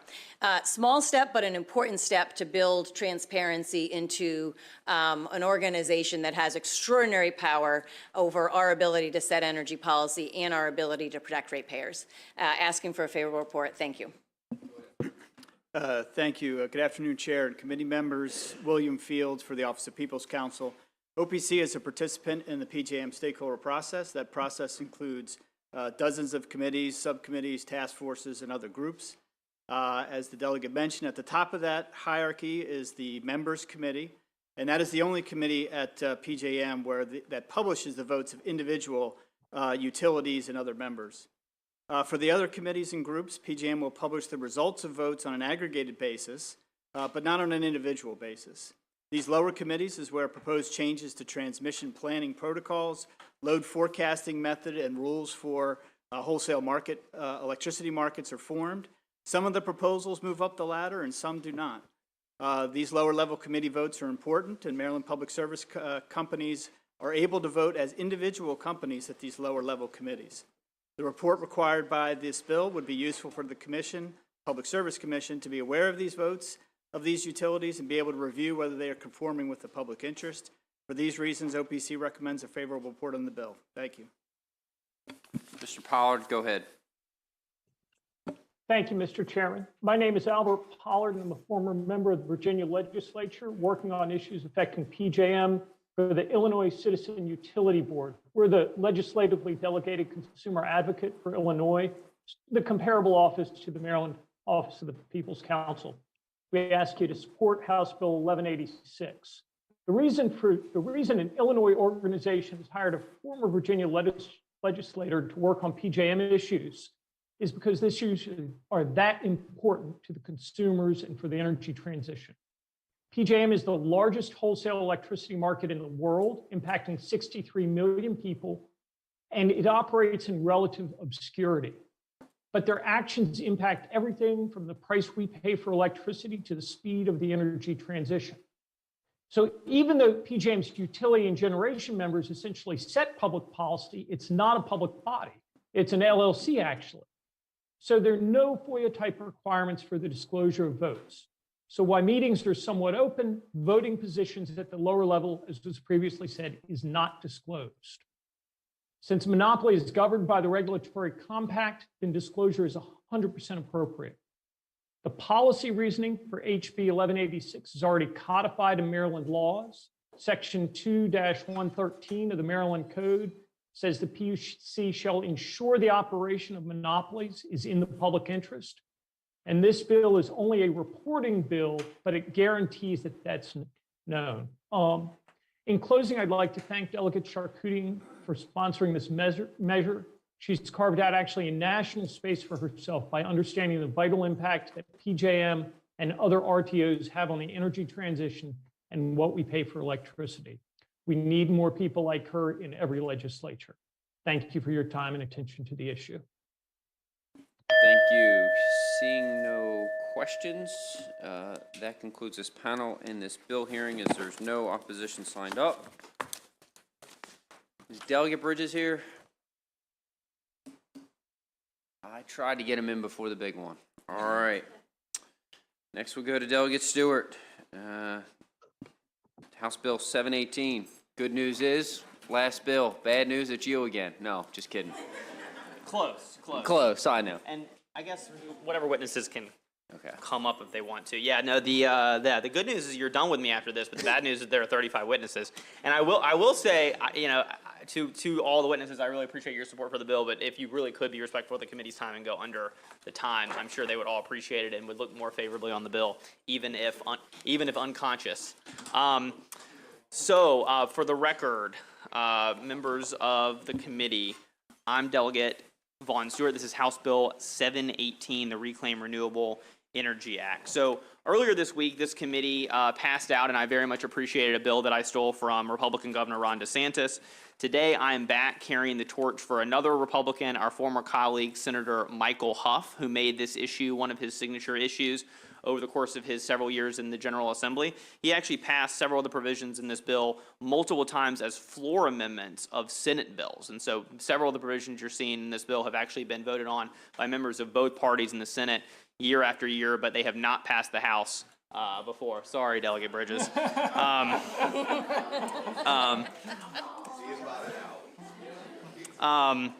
So let's talk about what the bill does. The bill forces ratepayers to provide corporate welfare to out-of-state polluters who don't need subsidies. No, wait. That's what we're currently doing. This bill fixes that. This bill stops ratepayers from providing subsidies to mostly out-of-state polluters who don't need the money. This bill would mean that we can instead redirect those ratepayer dollars to good-paying, clean energy jobs right here in Maryland instead.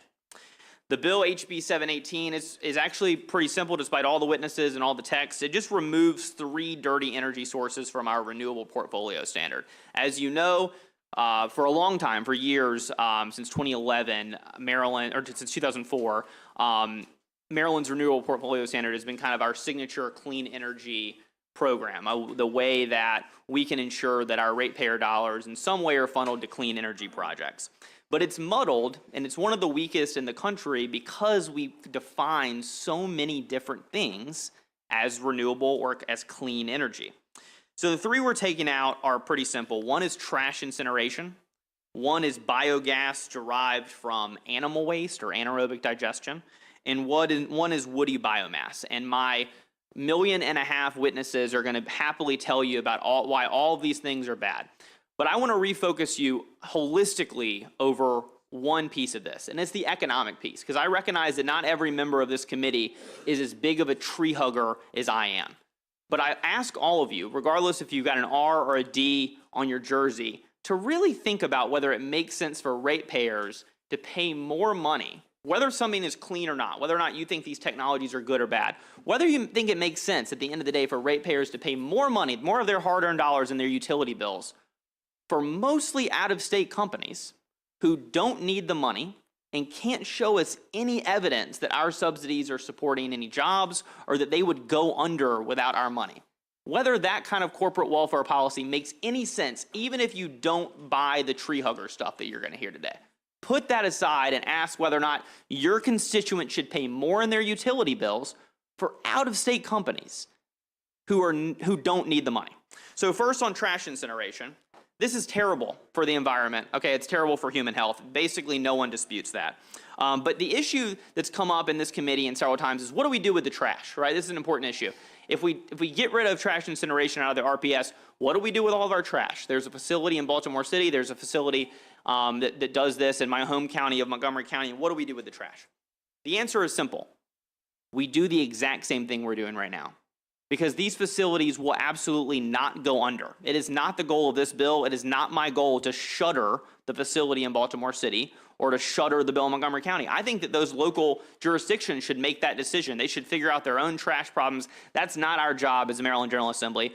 But for the first time ever in the history of this bill or this idea, you'll notice if you look in your packet that all of the local governments who would be affected by the trash incineration provisions of the bill, Frederick County, where there was a facility proposed, Montgomery County, which has a facility, and Baltimore City, which has a facility, all of them have submitted favorable testimony supporting this bill and specifically supporting that. They want to figure out the trash problem themselves, but they recognize the truth, which is that these facilities don't need our money. They're extremely profitable. Covanta, which is a Swedish company, they own the MoCo facility, right? They generate almost $500 million in adjusted operating profit per year. They're good. They don't need this. They're going to continue operating until County Executive Elrich or the County Council tells them not to operate anymore.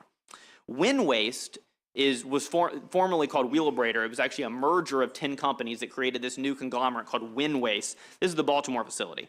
They have an annual run rate profit of $1 billion a year. This is a huge, massive corporate conglomerate. You think they're even going to really notice about this extra million or so that they're getting from ratepayers? No, they're not going to go under. The trash will continue going where it's always been. So don't get distracted by the argument that we're somehow setting waste removal policy with this bill. This bill is about ratepayer dollars going to where they're supposed to go, which is clean, good-paying Maryland jobs. Number 2 is biogas. This is about energy coming from animal waste. Now, I'm sympathetic to farmers, especially little farmers who want to do something with their waste product. We had the PMT. They've got all this excess chicken litter. I'm sympathetic, and that's why I'm actually a big supporter of the Animal Waste Technology Fund, which is funded in the governor's budget again this year, and which has funneled millions of dollars to farmers to help them come up with creative, innovative ways to get rid of the waste. I think that's the appropriate thing to do it. Let's continue supporting our agricultural community to make sure that they can come up with next generation ways to get rid of the waste. However, this is a very clunky way to help them to include this in the RPS because guess what? No Maryland facilities benefit. Not a single Maryland facility receives a single dollar from the inclusion of anaerobic digestion in the RPS. Instead, we're sending all this money to 2 facilities in Ohio. And that's great. Ohio is a great state. I've been a couple times. They should fund these facilities if they want themselves. I don't even know if Ohio, someone can correct me, I don't even think they have an RPS. So we're propping up Ohio jobs when those monies would otherwise be directed toward probably, if you read the fiscal note, win jobs, including jobs in Maryland. And then finally, we've got woody biomass. Now, you're going to hear from some forestry people earlier that tells you that this technology is awesome. You're going to hear from some of my panelists that say it's questionable environmental benefits. But again, I would set that aside. I mean, certainly let your ears decipher for yourselves whether or not you think it's good for the environment, good for human health. You know, you can figure that out on your own. I'm not here to persuade you one way or another. What I will tell you, though, is that none of those dollars are going to Maryland. They're not. We've got all the charts about all the places they're going. A lot of great states, a lot of places I've been to, some places I'd like to go to. None of them are going to Maryland. So in conclusion, I understand that this bill is big. I understand that it's controversial. I understand that a lot of companies who are benefiting from these dollars are going to sit, they're sitting behind me. They're going to come up and tell you why they love that ratepayers are paying them money. But at the end of the day, we have an opportunity with this bill to clean up the RPS, to promote human health, to promote the environment, and to make sure that Maryland dollars go to support Maryland companies that are creating Maryland jobs and not continue to fund wasteful corporate welfare to companies who won't even notice when it's gone. I urge a favorable report.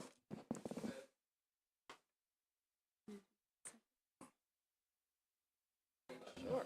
All right. Fighting over it. Hi, good afternoon, everyone. Thank you for the opportunity to speak on this bill. My name is Ava Richardson. I am the Sustainability Director for Baltimore City's Office of Sustainability and representing the city's administration today. So I won't go over or be repetitive of all the points made about the bill. Baltimore City supports this bill because it aligns with our 2019 sustainability plan, particularly goes to speed the decarbonization path through increased deployment of renewable energy, as well as programs to reduce greenhouse gas emissions. In January of 2022, Mayor Scott issued a carbon neutrality goal for the city to reach carbon neutrality by 2045, which is directly in alignment with the state's carbon neutrality goal. And we feel this bill really supports that path to reducing emissions and carbon neutrality overall. Including carbon emitting sources as Tier 1 renewable energy sources in Maryland's RPS is counterintuitive to our sustainability goals as a city and as a state, as well as our carbon neutrality goals. We want to decrease air pollution. We want to improve the quality of air in our city. And based on our 2022 greenhouse gas inventory, waste incineration, when separated out, contributed around 9.5% of all point source emissions in Baltimore City. This same industry perennially receives subsidies in the forms of RECs while placing unjust environmental burden on predominantly African-American and low-income residents in South Baltimore. It is imperative that the state's renewable energy subsidies support truly renewable energy, such as solar and wind. The state's actually, I won't go over that. That's a little bit repetitive, but I really want to just highlight that this bill reflects a multi-year effort to clean up Maryland's RPS to make it more supportive of industries that actually support renewable energy and that are truly advancing renewable energy. And for these reasons, the Baltimore City Administration respectfully requests favorable support or request a favorable report for HB 718. Thank you, ma'am. And I just want to reiterate a point she just made is If it's repetitive, there's no need to repeat. And that goes for both the favorable and unfavorable. You can simply say me too or skip that portion of your testimony. Go ahead, whoever's next. Thank you, Mr. Chair, members of the committee. My name is Jamie DeMarco. I'm the Maryland Director at the Chesapeake Climate Action Network. I want to share a new piece of good news, which is that wind and solar coupled with batteries are the cheapest form of reliable power available on the market. 80% of all the electrical additions in the United States last year were wind, solar, and batteries, because these are simply the cheapest, most affordable, abundant forms of reliable electricity available. That didn't happen by accident. That happened because of the good work of this committee and this legislature and others across the country that invested in these technologies 20 years ago when they weren't the most affordable. 20 years ago, trash incineration was more affordable than solar. Now the opposite is true. So in addition to the points the chair made, or the sponsor made about sending dollars out of state, by including these more expensive forms of renewable energy in the RPS, we are raising rates, taking them out of the RPS with lower rates by having more of our dollars going to affordable sources of clean electricity like wind and solar. I will also say that burning trash does not make it go away. For every 900 pounds of trash you burn, you have 300 pounds of trash ash, which you still have to bring to a landfill and is more toxic. If I poured water on my phone, I would still drink that water. But if I lit my phone on fire and poured water through the ashes of that, I would not drink that water. And so after you burn trash, it is much, much more toxic and even a bigger problem to put into landfills. And we urge a favorable report. Thank you. Thank you, Vice Chair and members of the committee. My name is Rebecca Wolf, and I'm testifying in support of HB 718 on behalf of Food and Water Watch and our 40,000 Maryland members. I want to leave you with 4 main points. The first, that the RPS was set up to create a healthier and more environment and long-term decreased emissions. That's actually in the statute. Currently, it's kind of being used as a waste management subsidy, standing in the way of that. The second is that a current eligible source, biogas, is composed of methane, a greenhouse gas known as a superpolluter, and when burned, it has the same harmful pollutants as fossil-derived gas. Plans and proposals to use this industrial waste, sludge, litter for biomass and methane generation are coming to Maryland. So 3, this bill is timely. It makes sure that funds stay directed at sources that allow us the ability to actually transition away from a reliance on fossil fuel infrastructure. Big companies who want to keep biogas in the RPS to make money off of this program while already receiving millions of dollars from, again, the Maryland Animal Waste Technology Fund. So why allow double dipping from Marylanders' pockets to double down on gas infrastructure through a renewable energy program? The Maryland Office of Public Counsel, the 4, issued a warning that the replacement and expansion of gas infrastructure will cause gas delivery rates to skyrocket. They also warned that this could become a stranded asset that the state will be forced to bail out. So the bill before us today really asks the question, what is a good investment for Maryland to make in renewable energy?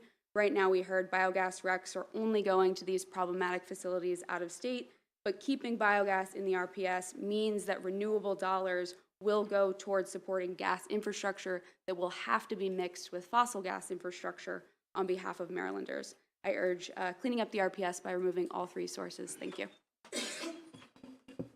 Good afternoon. My name is Betsy Nicholas. I'm the Vice President of Programs for Potomac Riverkeeper Network. And I'm a tree hugger and probably more importantly, a water hugger. So I'm going to focus on that aspect of this bill.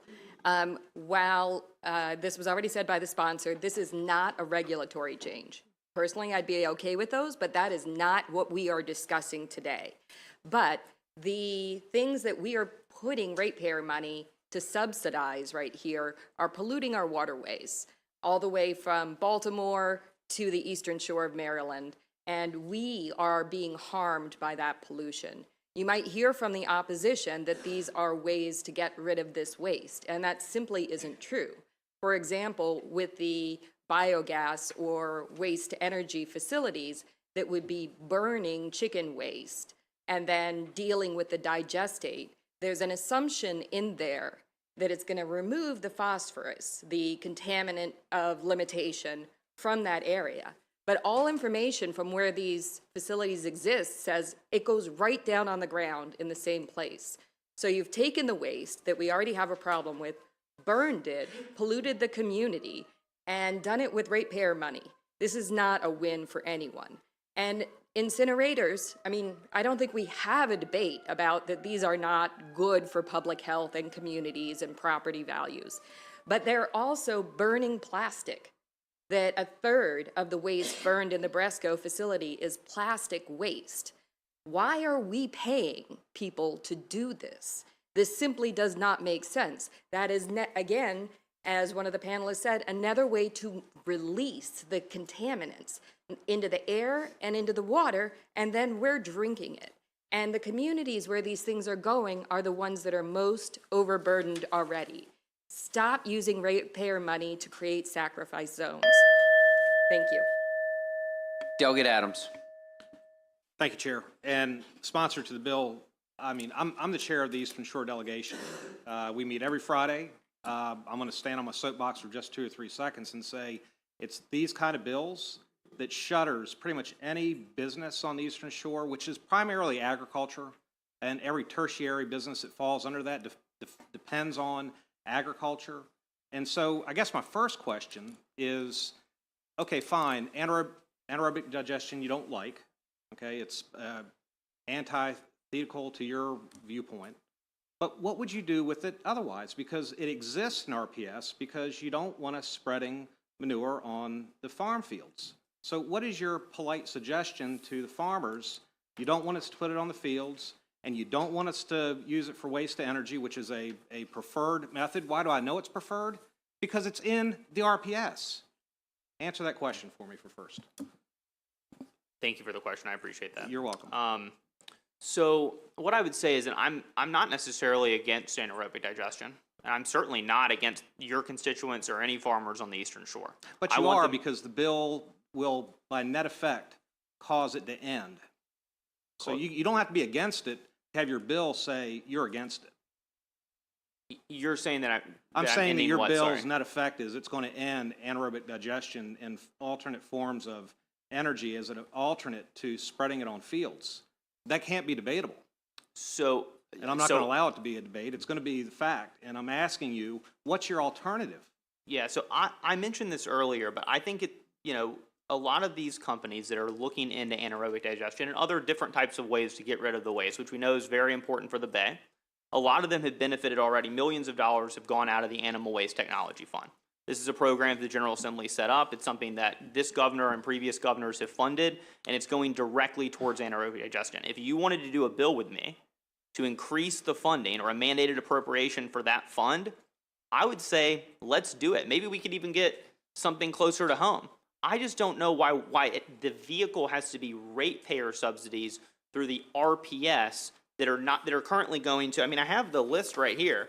I mean, I don't understand how taking 4,500 RECs from Worcester, Ohio, and 1,800 RECs from Zanesville, Ohio, these two facilities, I don't know how that's going to shutter the agricultural industry in Maryland. Okay, so Mr. Sponsor, the chairman's going to have to grant me a little bit of leash here, and let me just say, you didn't answer my question.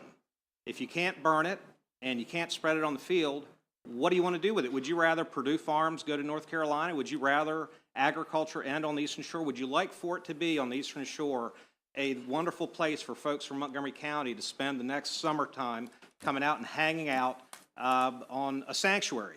Because that's what it'll end up being with bills like this. No. So what do we do with the waste? So I did answer your question, which is that I'm fine with burning it. I just don't think we should subsidize burning it through the RPS. And I'm telling you that this bill ends that process. The second question that I have really goes to a more generic question, because I've heard someone say here that the waterways matter, okay, and that we want to protect the rivers. And I, as a fifth-generation Eastern Shoreman, agree with you. So if we're going to end the process whereby we can spread manure on fields and we can use anaerobic digestion, which keeps these industries together, what alternative form of fertilizer would you care to have the farmers use so they can keep doing business? So is this to me? I would prefer to have one of the advocates who thinks this is a great bill to answer. Well, I'll just start by saying this. farmers can put manure on fields. We have the phosphorus management tool to help them do that safely. Thank you for that. Yes. Yes, and in fact, I serve on the PMT advisory board, and I've worked together with people and all stakeholders to figure out a way that they can do that safely. So I'm not opposed to farmers spraying on fields. I'm also not necessarily opposed to looking at innovative solutions like anaerobic digestion. I just don't think Sponsor, I'd like to hear from the advocate. Okay, It's, sure. It's a question that I think if you got a good sponsor panel here, let's ask the question and then get an answer. Thank you. Currently, there are only 3 counties that have any fields that prohibit them in Maryland from putting more phosphorus. And in those counties, there are about a dozen farm fields, individual farm fields. So we're okay with waste being spread where it can be used by the fields and there can be uptake there. Just don't put it on those, maybe dozen fields throughout the state. But much of the state of Maryland is actually phosphorus poor. So we're not talking about, shipping it miles here. It's literally, maybe a county over, and there it can be used as a fertilizer instead of in the areas where there is excess. So we're not trying to stop spreading manure in fields. It can be an excellent source of fertilizer and Which leads to my organic. last question, which I'm sure the chair is going to be happy to have me ask it, okay? Fertilizer, still fertilizer. It's just a different form of fertilizer. You don't like us using manure. You certainly don't like us using fertilizer because there's the TMDL. It makes it difficult. I'm just trying to figure out where you're going with this bill because these technologies matter. And I'm saying to you as a representative that has membership from Cecil County down to Somerset County, this kind of bill, this bill, we point to when we go back home at the end of session and say, here's the problem with Annapolis because we don't include agriculture in these conversations. We're going to hear that in the testimony today. Businesses like biomass are wondering, who's Delegate Stewart?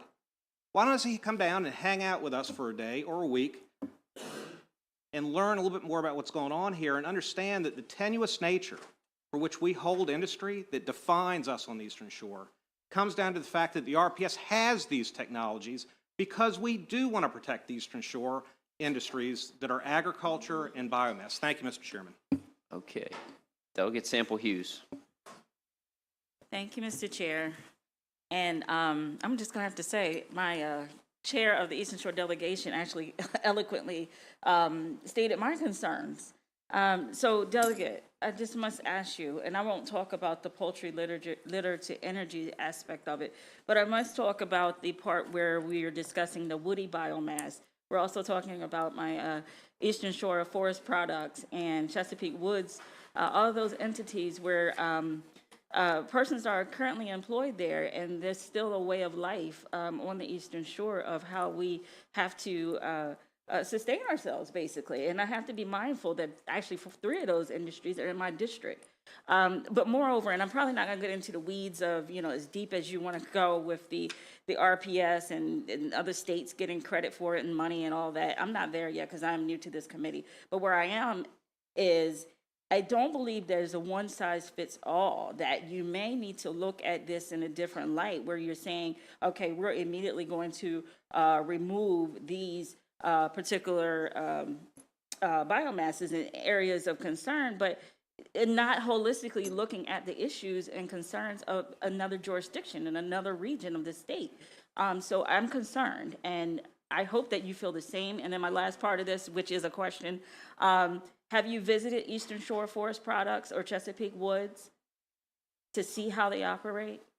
First of all, I share those concerns. I'm not trying to put anybody out of business with this bill, certainly. In fact, if there was a way that we could redirect some of these funds to Maryland businesses across different technologies, that's what I'm all about. I mean, the #1 recipient of woody biomass subsidies under the RPS is Domtar Paper Company, LLC in Plymouth, North Carolina.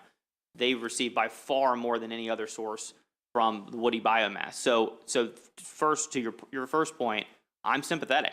I'm certainly I think Maryland businesses should continue thriving no matter what part of the state they're on.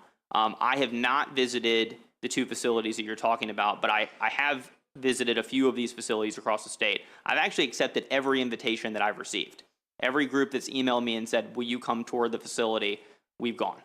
But I'm not familiar with those 2. And I think, I I don't think that's one of the ones that ENT has had a tour of either. But I'm welcome to touring any facility. And again, I'm not trying to go after one technology or another. But no Maryland facilities are benefiting from the woody biomass piece of this right now. Okay, I hear you. But you obviously believe that there's a one-size-fits-all to getting to your ultimate goal. And I don't believe that you see the process in getting there, how it can very well affect the current jobs that are in these industries. So if I have not seen any sort of evidence or anything brought forward that would suggest that this bill would harm Maryland jobs. I know that people have occasionally made that claim, though sometimes the companies don't even make that claim. They just say that they like the subsidies. I'm not aware of any evidence that a single Maryland job would be lost as a result of this bill. If that was true, I would find that very interesting. And maybe we would have to look at some sort of amendments or whatever to make sure that Maryland jobs are secure. I don't think this needs to be a one-size-fits-all. I don't think that we need to shift to 100% solar and wind tomorrow, and that's the way that we're going to handle our electricity demand. I don't think that at all. I just think that the General Assembly set this program up 2 decades ago to try to slowly, gradually move us toward a more clean energy future.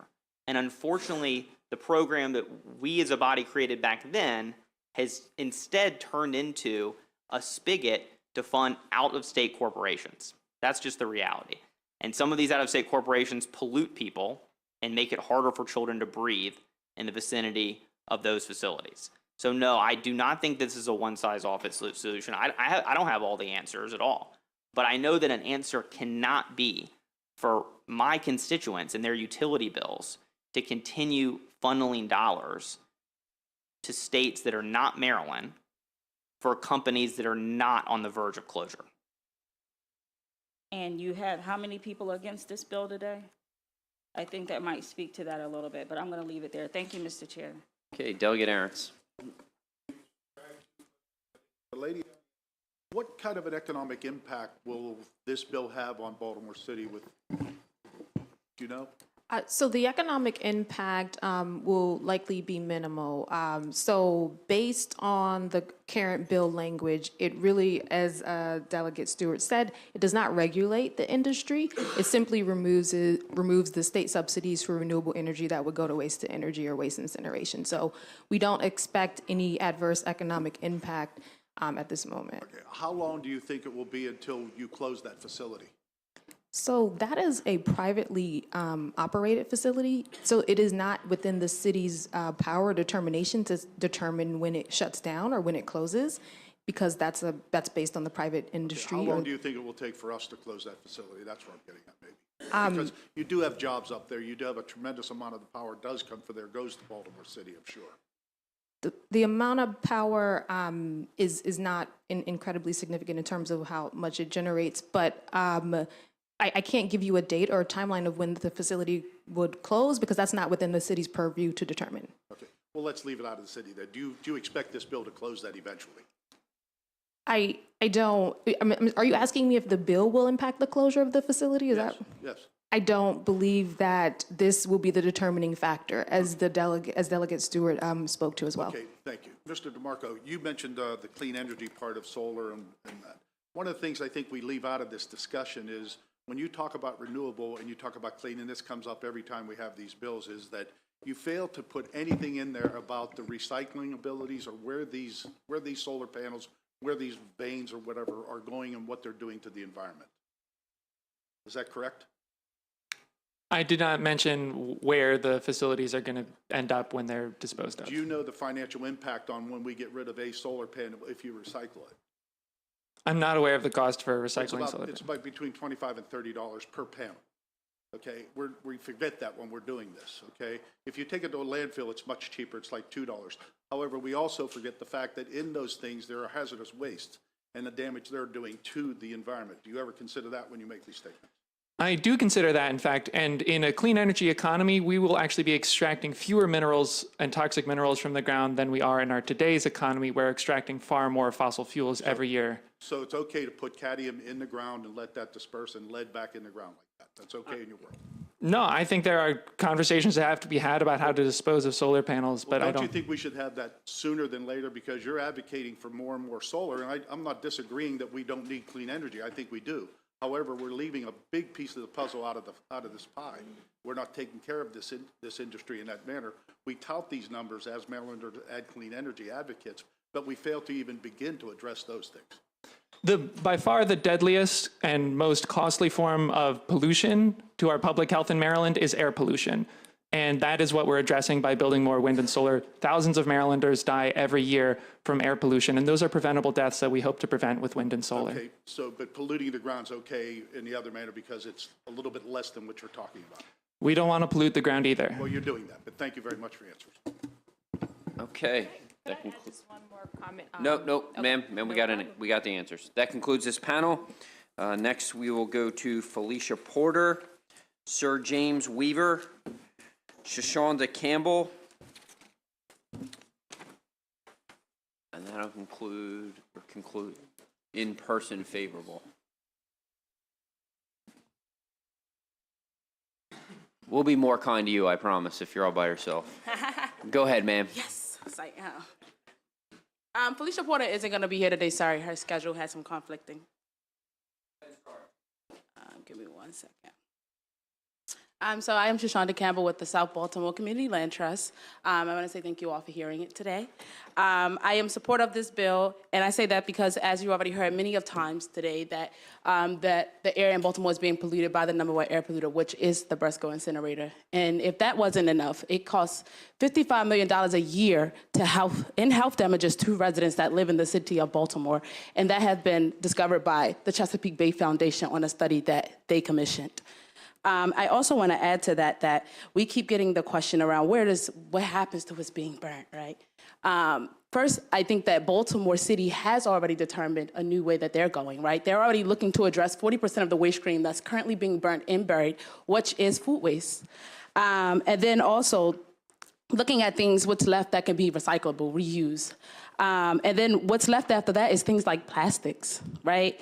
And for us to be talking about plastics, this RPS was created to stop things like fossil fuels, and 99.9% of plastics are made out of fossil fuels. So for us to be then using this RPS to fund it, it's just ironic.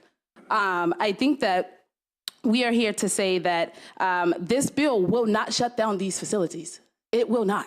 It just gives a playing field to start to get things like wind and solar, the funding the subsidies that it actually need, which is what taxpayers think they're doing. And it is also, I want to say that it is not even our job as residents. If I started a business right now, I wouldn't come in here and demand that you guys subsidize it because you have to keep me in business. That's not your job. That is my job to understand my profit margins. And it is also not the jobs of residents to support these companies. And furthermore, these same companies that's here to demand that they need these subsidies are also talking about money they give back to communities. We don't want it. We want the subsidies that's already provided to go where it actually needs to go, which is to things like wind and solar. So we support this bill. Delegate Weibel. Thank you, Mr. Chairman. You mentioned the waste energy plant in Baltimore. I know that has some age to it. Are those emissions scrubbed? Do you know? They had some different, looking at the chemicals that they had a different permits that they had with the city, looking at certain things that they already emit, like NOx, and trying to get that lower. And if it isn't at a certain amount, then they're actually fined for it. But I don't think that currently it is. They are looking to make improvements to the facility because of the level of pollution that it's actually doing, which they have different timelines to hit for that. So there's a lot of newer technologies today that allow, I think, waste energy plants to be, their emissions to be much cleaner. Do you think that they should just be on the list altogether, or are there ways to clean them as far as their emissions? I think that I think that they should be doing everything in their power to get to lesser emissions. I also don't think that this bill is stopping them from doing that. This bill is just simply saying that we're no longer giving subsidies for something that isn't renewable energy. It is dirty energy, and the RPS was created to do completely the opposite. And so that would be, of course, we try to argue every day for that to be cleaner, but this won't shut them down, so they can still do that. All right, thank you.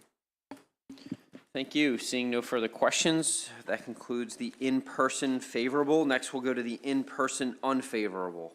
I have panel number 1, Charlotte Davis, Joe Hinson, Tom Johnson, Tim Thomas, and former Senator Mac Middleton.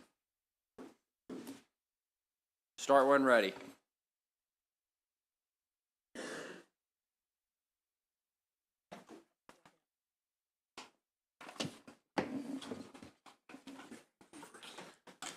All right. Good afternoon, Mr. Vice Chair, members of the committee. My name's Charlotte Davis. I'm the Executive Director of the Rural Maryland Council. Also here representing Beth Hill, Executive Director of the Maryland Forest Association. There are approximately 158,000 private forest landowners in Maryland that depend on markets for their wood regardless of their management goals. Having various outlets ensures proper utilization is available to address forest health concerns. Strong markets also provide financial incentives to address that enables families to retain ownership. Without them, Maryland's woodland is prone to land use change and fragmentation. Removing biomass from the RPS is both unnecessary and counterproductive. Biomass markets are not a threat to the forest, but instead play an integral part of its long-term viability while serving to reach environmental goals and energy independence in Maryland. Included in the MFA written testimony is a coalition letter signed by over 45 organizations. Furthermore, the Maryland Greenhouse Gas Reduction Act Plan and the Maryland Climate Change Commission both champion replacing fossil fuel systems with biomass systems. Biomass is a clear choice in these applications as it is available for baseload power 24/7 using a feedstock that can be regrown and regenerated locally. The passage of this bill will eliminate the opportunity for Maryland to develop modern, innovative projects fueled with wood. Not only is this bill in conflict with state-level recommendations, but also with the Biden administration's net zero strategy that views biomass as critical to decarbonizing the energy sector.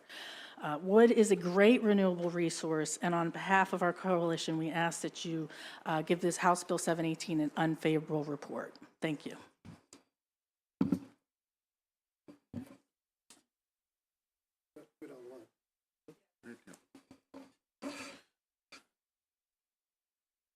Thank you, Chair. My name is Tim Thomas. I am from Ruston, Maryland, and I am the president and owner of Industrial Wood Biofuel of Maryland. I have owned and operated my logging company in forestry management and wood biofuel generation business in Maryland for over 25 years. My family has been in Maryland for over 4 generations, and I truly love the state with a passion that could never be explained to an outsider. I am here today to speak in opposition to HB 718, a bill that not only will kill jobs, it will cripple Maryland in its ability to reach its affordable green energy and forestry management goals. This bill will not only directly affect the loss of jobs all across Maryland, but it will cause all Marylanders to lose out on the opportunity to sustain a good living wage in an established field that can grow in some areas, in some cases, by filling the void left behind by paper plants closing. This bill, HB 718, will affect and cripple affordable housing from an indigenous renewable resource combined with proven forestry management practices, and will affect every Marylander by denying them the opportunity for clean, affordable energy made in their own state. This bill would eliminate what can be a vibrant local reinvestment loop of sustainable jobs linked to job training initiatives that are already underway. This bill, HB 718, will have a direct effect on all Marylanders and their ability to be the true leader in this country on renewables. Maryland has the opportunity right now on this day to prove to the nation that cheap, clean, affordable, and renewable energy can be achieved. So let's prove to the country that Maryland is ready and willing to head in the right direction by voting no and unfavorable on HB 718. Thank you.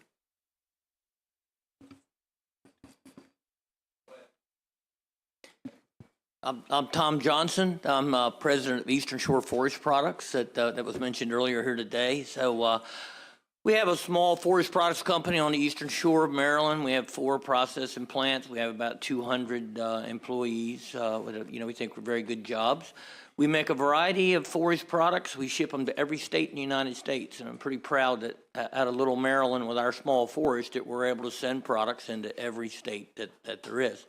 At our facilities, we use quite a bit of energy. Our electric, where possible, comes from 2 privately owned solar farms that we built on our own money to provide electricity. We also need quite a bit of thermal energy. Electricity is not practical for thermal energy. There's not enough of it. It's too expensive. We actually use biomass for thermal energy. So at two of our main plants, that is the main source of energy, woody biomass. We have been approved by the Public Service Commission for thermal renewable energy credits. That just happened in January. We're in the process of installing the measuring equipment into our plant so we can actually measure the amount of renewable energy we're creating every hour and report that to receive the credits. So the credits are very important to us, and I've heard here today, well, you really don't need the credits, you would be working anyway. We're in Maryland. I'm just going to be honest, it's not the easiest place to do business. And to say we're going to take products made and manufactured in Maryland and ship them to every state in the U.S., it's competitive. It's tough. We're competing with every state out there. So every little thing that we do counts. These renewable energy credits are huge for us. We've worked 2 years to try to get qualified for those things. And we are qualified. We will use them. But I know that going forward, it's really important to have the credits. We do a lot more than just sell products. We manage the forest on the Eastern Shore. Much of what we're doing there is helping the forest be better. We're using for our fuel source wood that comes from... Sir, I'm going to need to start to wrap up. People's backyards. It comes from the management of the forest, so it's product that would have gone to waste, and we use it for fuel. So that's our story. Mr. Chairman, I'm Joe Henson. I'm a licensed professional forester here in Maryland. And I'd like to talk a little bit about biomass energy's implications for forest management. There are pictures of these in my written statement. This is an 11-inch, 25-year-old tree. If you looked at the tree rings, it's pretty typical. It started out growing rapidly as its neighbors closed in and began to compete with it for sunlight. Growth slowed down. And then when it was 20 years old, foresters thinned the stand, took about 30% of the trees. The other trees got more sunlight, and the growth started to speed up again. So this tree is growing faster, adding value faster, storing carbon faster.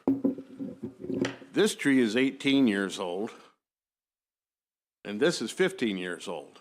They've essentially stopped growing. They're stunted, suppressed in the stand. They don't receive sunlight. They're going to fall over, die, and decompose and release whatever moderate amounts of carbon they stored. This is the material we remove in a thinning if we have a market for biomass energy. That's the only use that can be made of it. We chip it up, take it to the mill, and generate energy from it. In renewable energy credits, add value to these trees. They allow us to take them from the forest. It pays the freight to take them to the mill where we can use them for energy generation. It allows us to go further. So like in lower Dorchester County, there's not very close to mills. If we have renewable energy credits, these trees have more value and we can overcome that disadvantage. So biomass energy is very important to the forest industry and to forest management, and we foresters certainly urge you to keep it within the state's renewable energy credits. Thank you. Thank you, Mr. Chairman, members of the committee. My name is Mac Middleton for the record. I'm here as a representative of the Farm Bureau. Colby Ferguson has submitted his testimony. He's testifying at another committee. I'm with the Cornerstone Government Affairs, and we also represent Domtar. You've heard their name mentioned today. Their interest here today is not to try to get liquid biomass back into Tier 1, which was removed a few years ago, but here in support of the forestry industry, because as one of the world's largest producers of paper, they depend upon the forest community. And to take the woody biomass out of a Tier 1 is a disadvantage to them, and it's also a disadvantage to the communities that are looking for new ways to get some economic growth. These facilities for woody biomass are not going to be located in the city. The cost of transportation of waste is is prohibitive as far as making a profit. So they're going to locate in the community where the forests are. I think we all know where we've been as committees when it comes to renewable energies from solar and for wind. You know, every step of the way, when we feel that we've got the capacity of solar, we raise that carve out that we have. We have an emphasis on wind. The work we did with offshore wind, we have put a priority on wind and solar. But there's a limit to how much they're going to get us if we want to up our RPS. We have a very aggressive RPS. And if you're going to start taking these out, you're going to have to reduce those because they're dependent, our RPS to get to 50 by 35, I believe, depends on a wide source of renewable energies. And also we have to be concerned about the rate to the ratepayers.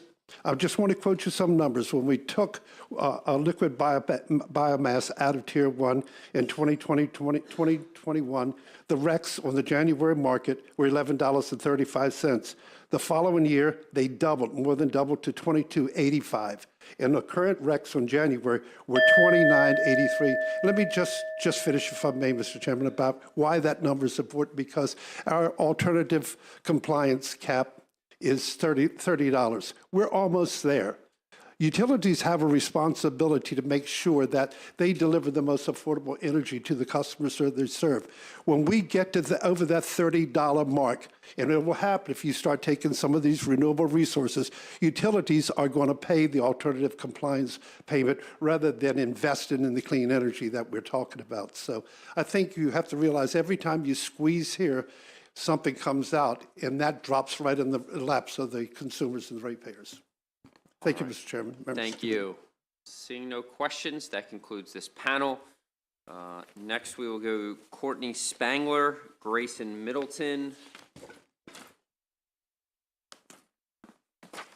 Pam Casemeyer, Fraser Blaylock, Lisa Jones, and that's 5 chairs. Yep, okay.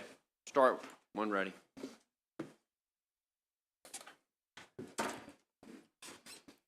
Good afternoon, Mr. Chairman, members of the committee. My name is Grayson Middleton. I'm the Government Affairs Manager for Delmarva Chicken Association. We're the 1,600-member trade association representing the meat chicken growers, companies, and allied businesses on Maryland's Eastern Shore. We're here today in opposition of House Bill 718. The burgeoning technology of anaerobic digestion is an environmentally conscious waste management tool that converts waste from chicken processing facilities and other sources into clean-burning natural gas and organic soil amendments. To be clear, there is no question that anaerobic digestion reduces methane emissions, the most harmful and potent greenhouse gas. 15% of methane emissions in the United States come from landfills. By diverting waste from landfills and capturing the methane rather than allowing it to release into the atmosphere, we can reduce the impacts these emissions have on global warming. According to the Maryland Energy Administration, and I quote, "Utilizing organic materials and keeping them out of landfills is beneficial for the environment." Furthermore, this legislation directly contradicts the climate policies of the Biden administration. The administration has slated $5 billion in loans to states that promote projects to reduce greenhouse gases, including anaerobic digestion. And the Inflation Reduction Act includes tax credits of up to 30% for biogas facilities. You may hear from some of the proponents of this legislation that this technology will cause the further proliferation of poultry farms across Delmarva. I unfortunately feel the need to state the obvious here. We do not raise chickens on Delmarva for their waste. We raise them to provide a nutritious and affordable protein source for families across America and the world. To reduce our carbon footprint, the approach must be multifaceted and pragmatic. Wind and solar, although very promising energy sources, cannot solve or reduce all sources of greenhouse gases, particularly in waste disposal. Anaerobic digestion and other animal waste management tools are absolutely part of the solution, not the problem. We urge a favorable vote on HB 718. Thanks, sir. Quickly, can I ask you to rotate out and let Mike Doherty come up? That way I can complete all the in-person unfavorable. Go ahead, whoever's next.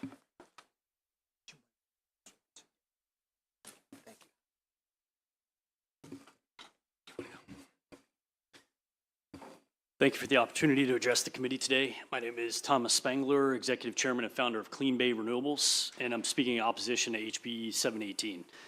Clean Bay Renewables is a Maryland Eastern Shore envirotech company focused on the sustainable management of agricultural byproducts using AD, anaerobic digestion, and nutrient recovery technologies. The goal of this legislation is difficult to understand given three of the state's most pressing climate challenges. Challenge one, more than 900,000 tons of chicken litter is produced on the Delmarva, a local resource that can be used to create renewable energy by capturing natural biological methane. Challenge two, as President Biden said in the State of the Union speech, we still need natural gas as a bridge to net zero emissions future. Would we prefer a renewable source? Challenge three, Maryland's greenhouse gas reduction goals. All options are required.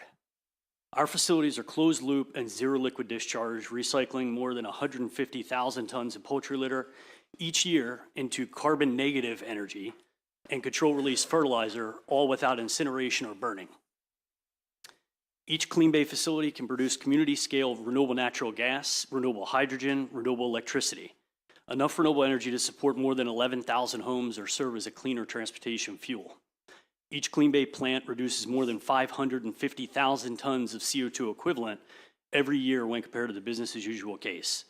These projects also produce a control release fertilizer that binds nitrogen and phosphorus to reduce nitrous oxide GHG emissions and water nitrification. Maryland needs to increase competitiveness with other states like California and not send a signal to investors who want to invest in Maryland that Maryland is not interested in agricultural renewable energy. House Bill 718 ignores the environmental and economic agriculture benefits that our facilities provide. We ask for an unfavorable report as this bill would have a negative effect on Maryland reaching its RPS goals. Thank you.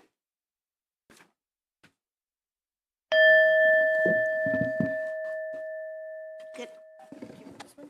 Yeah. I just can't see the clock if I'm here. Good afternoon, Mr. Chair, members of the committee. My name is Lisa Harris-Jones, and I'm here on behalf of WIN Waste Innovations. WIN provides sustainable waste management for the city of Baltimore and Baltimore County.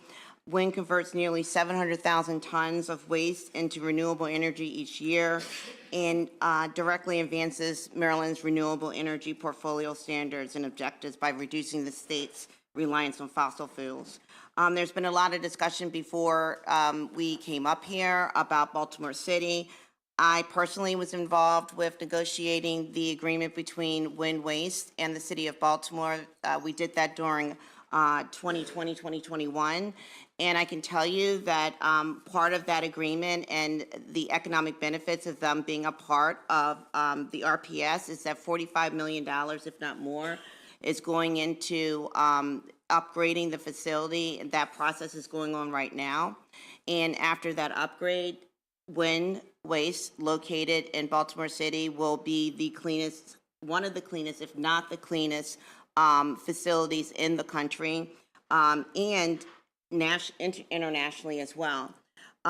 Also, because of that agreement and because of the economic benefits of them being a part of the RPS, they've put $750,000 directly into Baltimore City communities. When Baltimore City could not collect their trash during COVID, WIN Waste stepped in, collected the trash, they did the recycling, they did $2 million, 2 million tons of waste in the past 2 years that the city of Baltimore could not do. Which powered about 47 homes for an entire year and avoided 966 barrels of oil. With these issues, I'm going to have Mr. Dowry explain a little bit more detail of what WIN is doing for the city of Baltimore and Baltimore County, avoiding the landfills, which no one wants because of greenhouse emissions. But for those reasons, I'm requesting an unfavorable report on House Bill 718. Thank you. Mr. Chair, my name is Mike Doherty. I'm the Marketing Manager for WIN Waste Innovations Mid-Atlantic Region, also known as Wheelabrator, and I'm here to request an unfavorable report on HB 718. Number one, the U.S. EPA recognizes waste-to-energy's renewable energy status and has indicated waste-to-energy plants are a, quote, clean, reliable, and a renewable source of energy with less environmental impacts than almost any other source of electricity, unquote. The second thing I would like to emphasize is that we have this year and last year invested and are investing $45 million in emission control upgrades, as Lisa had mentioned, making this facility one of the cleanest in the world. And so in an interest in not being redundant on points that have already been made, I do want to emphasize that on an annual basis in the city of Baltimore, we spend $750,000 to support cleaning, greening, and training programs in communities like Brooklyn and Pigtown, Sandtown, Coldstream, Montebello, and Broadway East. We hire local minority contractors to clean and create green space and urban gardens. Other organizations that we fund to support youth workforce development include Urban Oasis, Grow Homes, Challenge to Change, and My Father's Plan. Finally, I'd like to just conclude by saying the support from Tier 1 renewable status is important. It allows us to give back in the community and to continue to improve our facilities' performance. Thank you for giving me the opportunity to speak to you today. Good afternoon, Mr. Chairman, members of the committee. My name is Fraser Blaylock. I work for Covanta Energy, which has provided reliable, cost-effective materials management and the generation of clean, renewable electricity for Montgomery County at their waste-to-energy facility since 1995. I'm here today to express our opposition to House Bill 718. The elimination of waste-to-energy from Tier 1 as a renewable energy source would ignore the many benefits that this facility brings to our Maryland communities and treat it unfairly in the very competitive energy and disposal markets. Waste-to-energy meets the two basic criteria for establishing what a renewable energy source is. Its fuel source, trash, is sustainable and indigenous. Waste-to-energy facilities recover valuable energy from trash after all efforts to reduce, reuse, and recycle have been implemented by households and local governments. The facilities we operate are internationally recognized as greenhouse mitigation tools, even after accounting for our stack emissions of fossil-based CO2. The benefits of diverting waste away from landfills to recycling and energy recovery are clearer than ever. Across a series of recent studies employing direct measurement of methane plumes via aircraft downwind from landfills, actual measured emissions from landfills have averaged twice the amount reported in greenhouse gas inventories, including Maryland's. To remove waste energy from Tier 1 and yet leave landfill gas in Tier 1 is counter to the U.S. and to the EU waste hierarchies and counter to Maryland's goal of reducing the greenhouse gases that contribute to climate change. For these reasons, we strongly encourage you to vote unfavorably on 718. Thank you. Hello, Pam Casemeyer here on behalf of the Maryland Delaware Solid Waste Association. And Mr. Chairman, members of the committee, I'll take your advice about not repeating myself. Thank you. We've been waiting for you. No, that's okay. So we are the private sector solid waste, and you've heard such excellent testimony already.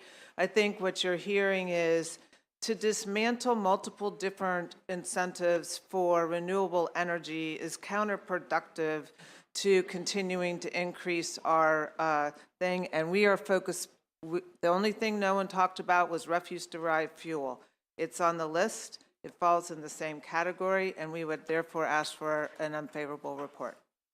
Okay, before I go to questions, Mr. Middleton, some members have questions for you, so if you could just come back up and switch out with somebody. First light I saw was Delegate Charkoudian. Thank you, Mr. Chair. My questions are... Yeah, slightly confusing. Grayson, you're up. You both got red in the face. My question is actually for the gentleman from Wind Waste, so I don't know if, since there is a chair, if you want to come join us. So I have questions. Thank you, Mr. Chair. I have questions for Fraser, and I'm sorry, sir, I forgot your name. Mike Doherty. Mike, nice to meet you, Mike. You too. So the first question, Fraser, if I understood your testimony, first, I support pulling landfill gas out too. So I guess my question is, if we pull that out as well, would you then be in favor of the bill?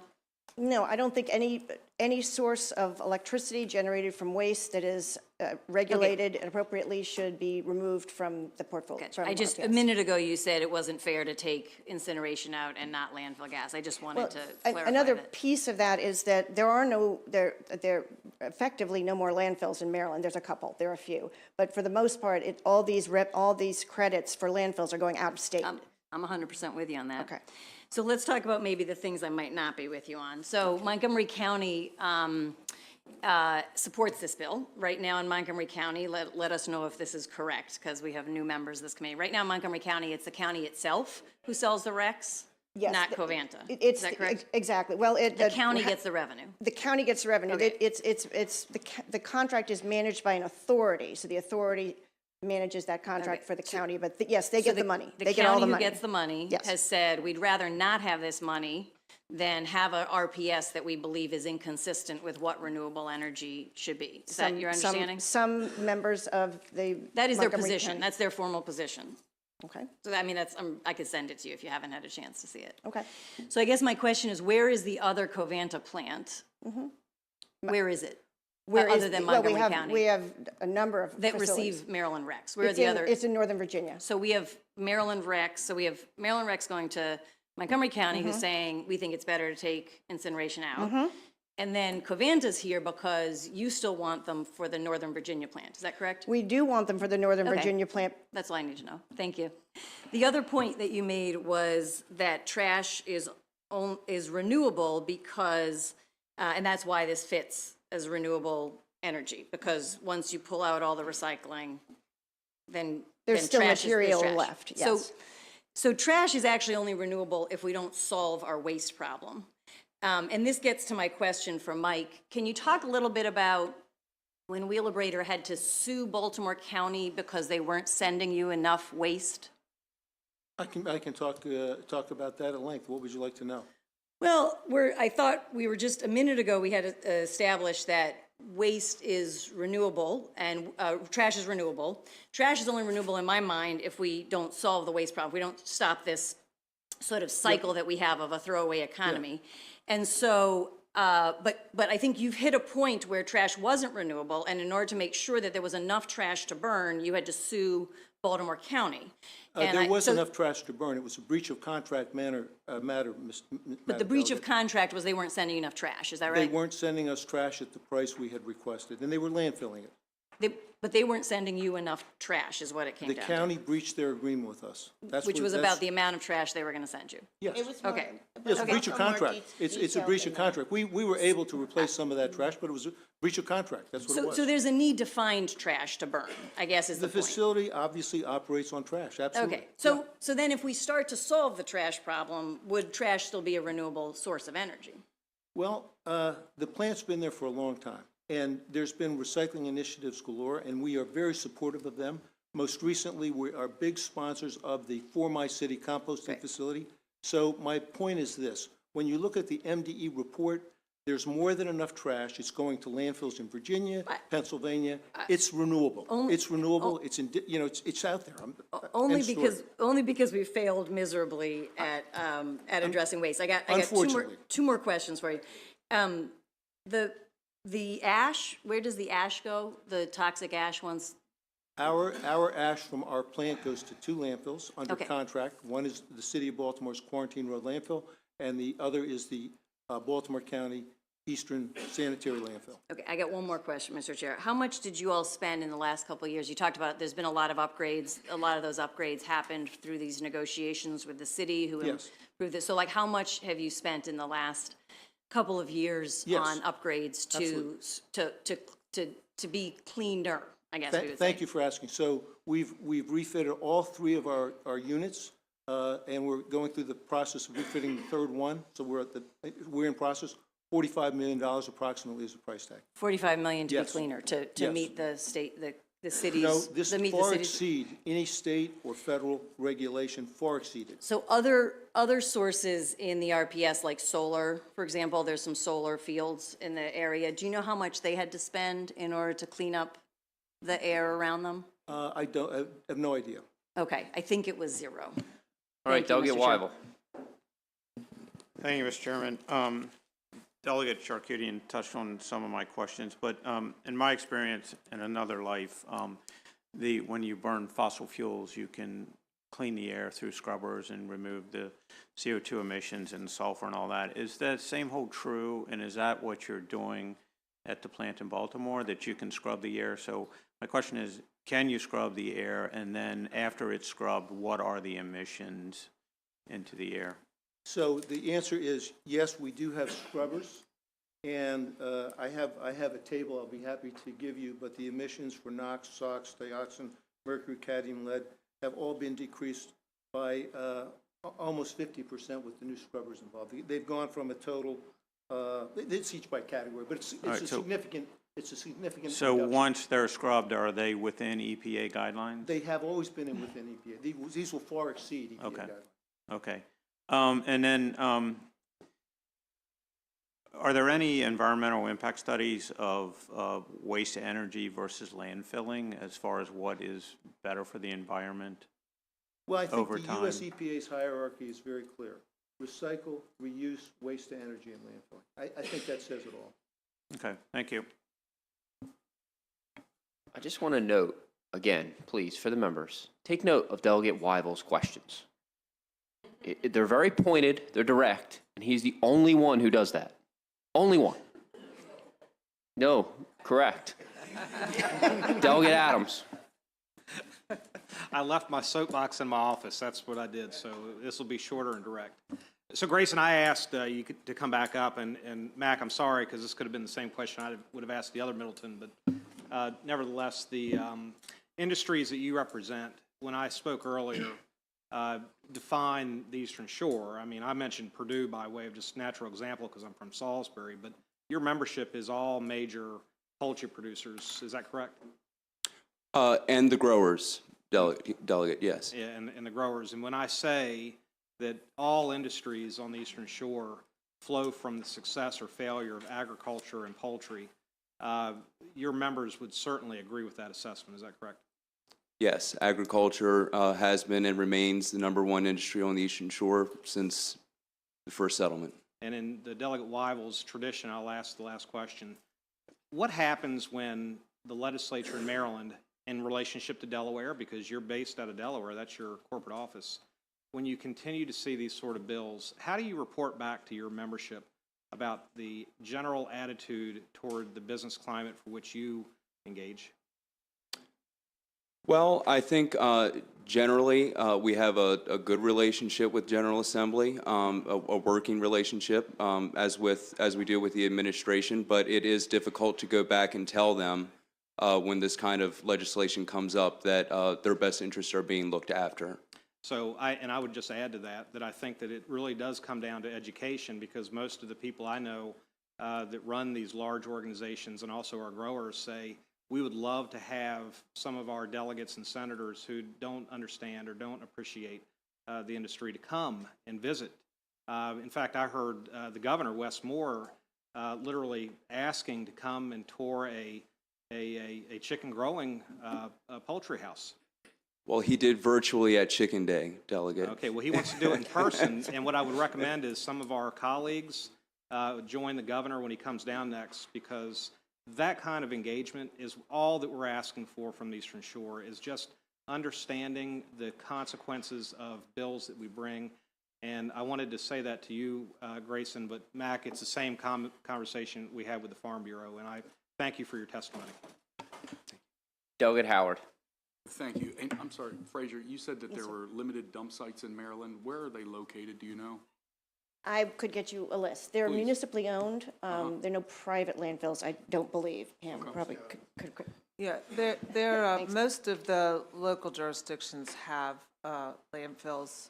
There are a few that don't, but they're municipally owned and operated. They're not privately owned and operated. Okay, thank you. Solid Waste Association. Okay, thank you. And sir, there was some question about a contract dispute.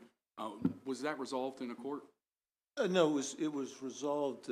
Arbitrated? Yeah, we came to a settlement. But it was over the cost, not the actual volume. No, it was resolved in terms of the amount of waste that wasn't being delivered, and the cost really wasn't an issue. It was the volume that they had committed to deliver, that they were not delivering. And they just failed to deliver. They failed to deliver, that's What did all. they do with the trash? They took it to their landfill. Okay, so they had the trash. Oh, yes. They just didn't Yes, deliver. Okay. correct. Has there been any studies done that if we don't start using waste to energy, where all this trash would be going, where it would be stacking up, how large it would become? Because we were talking 2 million tons, 2 million pounds, what was it? Well, Just from the city? To answer your question, specifically Baltimore City and Baltimore County's landfill both has very limited remaining life. And That's what I'm getting history at. has indicated that what happens is procurements will go out by jurisdictions and the waste will be trucked to places like Virginia and Pennsylvania and landfilled there. And we would pay for that? Yes, you would. Thank you. You're welcome. All right, thank you. Seeing no further questions, that concludes the unfavorable in person. Next, we will go to the virtual witnesses. There are a lot signed up. I encourage all of you, if it has already been said, to simply, repeat a me too what's already on the record. We do have your written testimony, and the members have access and can read it, and will read it. With that, we will start with Sonia Demaray.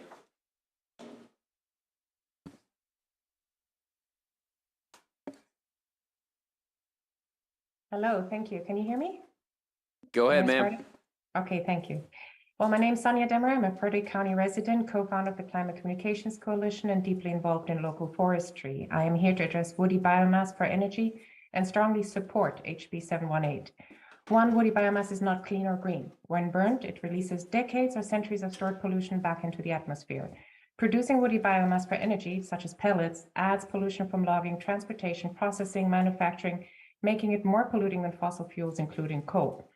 Two, it is not renewable. Trees are the only existing means we have to scrub our air clean and sink pollution into the soils. That's why we're planting 1 trillion trees worldwide by 2030. These trees, however, it will take them decades and forests centuries to be as effective as the ones being cut down for energy now. So are they renewable? No, not by 2045, not in the time frame we have. Three, woody biomass produced by sustainable forestry practices and forest product industry, which nobody is disputing are necessary, needs to be encapsulated and sequestered. We do not need to burn woody biomass re-emitting pollution. There are plenty of products that require woody biomass, have innovation and generate jobs. In addition, when burned, this product also quickly becomes this byproduct quickly becomes a product. The big biomass industry right now is, which brings industrial scale devastation and pollution as seen across the Southeast, is on Maryland's doorstep. In addition, turning a power plant from burning coal to burning woody biomass, such as proposed for Allegheny Warrior Run, is a false climate change solution and perpetuates environmental racism and siphons funds away from truly renewable energy sources. We ask that you not encourage woody biomass for energy at any level, and therefore urge you to support cleaning up the RPS by removing all three dirty options: trash incineration, factory farm biogas, and woody biomass. And please refer to my written testimony for more detail. Thank you very much. Thank you. Ann Bristow. Hello, I'm Ann Bristow, and I live in Garrett County among private and state forests under active forest management, including forested land we manage under DNR. I urge a favorable report and oppose energy subsidies for woody biomass. For over 30 years, I've watched nearby timber operations and traveled the roads with logging trucks, including those hauling to the paper mill at Luke.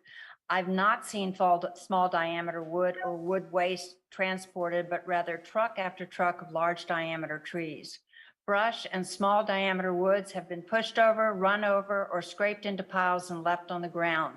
It is not profitable to gather this waste wood, as there are plenty of harvestable large trees in Allegheny and Garrett counties unprotected by the 1991 Forest Conservation Act. The Allegheny County Commissioners oppose this bill and advocate that AES Warrior Run transition from coal to woody biomass to produce electricity. They would have our region transition from one highly polluting greenhouse gas emitting facility to another, rather than seize an opportunity to reduce harmful combustion. Allegheny County has the highest rate of cancers in Maryland and ranks in the top quarter of counties for cardiovascular disease, diseases with established links to pollution.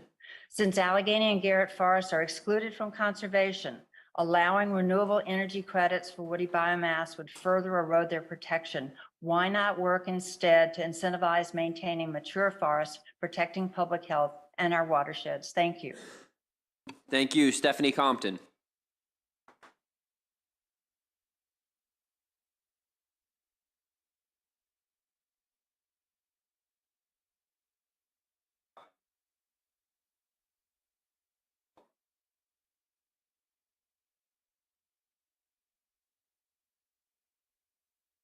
Jennifer Coons. Yes, hello. My name is Jennifer Kunze, and I'm the Maryland Program Manager with Clean Water Action. I live here in Baltimore City. We've been in front of this committee before. Subsidizing trash incineration is not what we need to do. It's the opposite of what we need to do to act on renewable energy. Addressing some of the comments made before, we do not need to create a bespoke invented definition of renewable that we heard from the opposition. The preamble of the legislation that created the RPS in 2004 said that it was created because the benefits of renewable energy include long-term decreased emissions and a healthier environment. We're not getting either of those by subsidizing these polluters at concern in this bill. We do not have a choice just between trash incineration and landfilling. The alternatives to both do more for the environment, and our communities are actively working to build them. When Waste spoke earlier to installing some pollution controls required by a lawsuit settlement and to donating some money, that's fine. That does not make them renewable energy. Baltimore City government, as well as Montgomery County and Frederick County, are saying that they want this bill to pass. And from the local solid waste management perspective, that makes the choice before the committee crystal clear. I also want to address the concern voiced a minute ago about whether meeting our RPS goals is reliant on filling up space in the RPS with these polluting technologies. It is not. The fiscal note says that the state will continue the multi-year trend of increasing reliance on wind RECs to meet RPS requirements with negligible impacts on REC prices if this bill passes. Please redirect this money towards what we want more of, solar and wind, and eliminate the subsidies for trash incineration, as well as factory farm methane and woody biomass. Thank you. Thank you. Next, we'll go to Mike Ewall. And just a reminder, we've heard a lot of impactful testimony to the environment, so we don't need to repeat that. Go ahead, sir. I'll try to bring up some newer points. So Mike Ewall with Energy Justice Network. We've documented that burning trash and landfilling toxic ash is the most expensive and polluting way to manage waste or to make energy. It's actually dirtier than burning coal, and it's worse than going direct to landfills. Montgomery County, we did a life cycle assessment of this very thing, and we found that it's about twice as bad for the climate to burn trash than to go straight to landfills. And is about 3 times worse when you count in other health and environmental impacts. We know that Montgomery County is trying to move away from incineration. Baltimore City also is on their last contract they've stated and is endorsing this as well and is opposed to incineration and has made that clear through things that they've passed in City Council numerous times in recent years. This bill is largely not passing this bill, rather, is largely there to subsidize Covanta's out-of-state incinerator in Virginia and other out-of-state sources. It's not necessary to keep doing this. Even on poultry waste, we've seen there have been 20 years now of this policy and no poultry waste incinerator planned on the Eastern Shore, even though they've talked about it a lot. And the only one that actually managed to build in the country is in Minnesota. And it costs so much that the utility begged the state legislature and got permission to buy that plant out and shut it down because it was costing them 10 times more than new wind power. So there's no need to be promoting any of these dirty technologies. Opponents of this bill were citing things like EPA's waste hierarchy. EPA is actually reconsidering that hierarchy. And if you look on their website, there's a disclaimer under it since last July, because they know that they can't back up their assessment that incineration is better than landfilling, and they told us so. They have no citations for it, and that's why they're revisiting it based on the latest science. Thank you. Thank you, sir. Maria Payan. Hi, my name is Maria Payan, and I'm co-founder of Sentinels of Eastern Shore Health, based on the Lower Eastern Shore of Maryland, as well as Sussex Health and Environmental Network in Sussex County, Delaware. Our coalition members unify a collective voice for positive solutions, and we support House Bill 718. I feel it's important that you have an accurate picture of what's happening in our communities as large-scale regional biogas facilities, basically untried and untested before, are being proposed across the Lower Eastern Shore of Maryland and in Sussex County, Delaware. There has been a pattern of misrepresenting biogas projects as a way to help our small farmers with their litter and runoff, which is currently contaminating our wells and streams. Right now, the Bioenergy DevCo project in Sussex County is the subject of a civil rights Title VI administrative complaint. This project is being cited in a community that is linguistically isolated with little power or voice. The reality is that this project is proposing to take waste from the processing plants across the Delmarva region and beyond into Sussex County with a byproduct, which is land applied on the fields. Of the 250,000 tons of waste, only 12% is broiler litter, and broiler litter does not go in a landfill. The other 88% is processing plant waste from 3 other states across the region coming into an ag residential zone with almost 73,000 trucks per year proposed in a residential zone, which is a low income majority minority communities with the creation of risks of explosions, and it's a sacrifice zone. This is not in the spirit of what the renewable portfolio standard was supposed to bring. This can still be done, but should not be subsidized, and majority communities should be taken out of the bill. Thank you. And that includes waste incineration and biomass. Thank you so much. Next, we'll go to Gregory Saltel. And Gregory, I see you're from the South Baltimore Community Land Trust. Shashonda testified earlier. Did you have anything you wanted to add? She did great. Okay. Gabrielle Ross.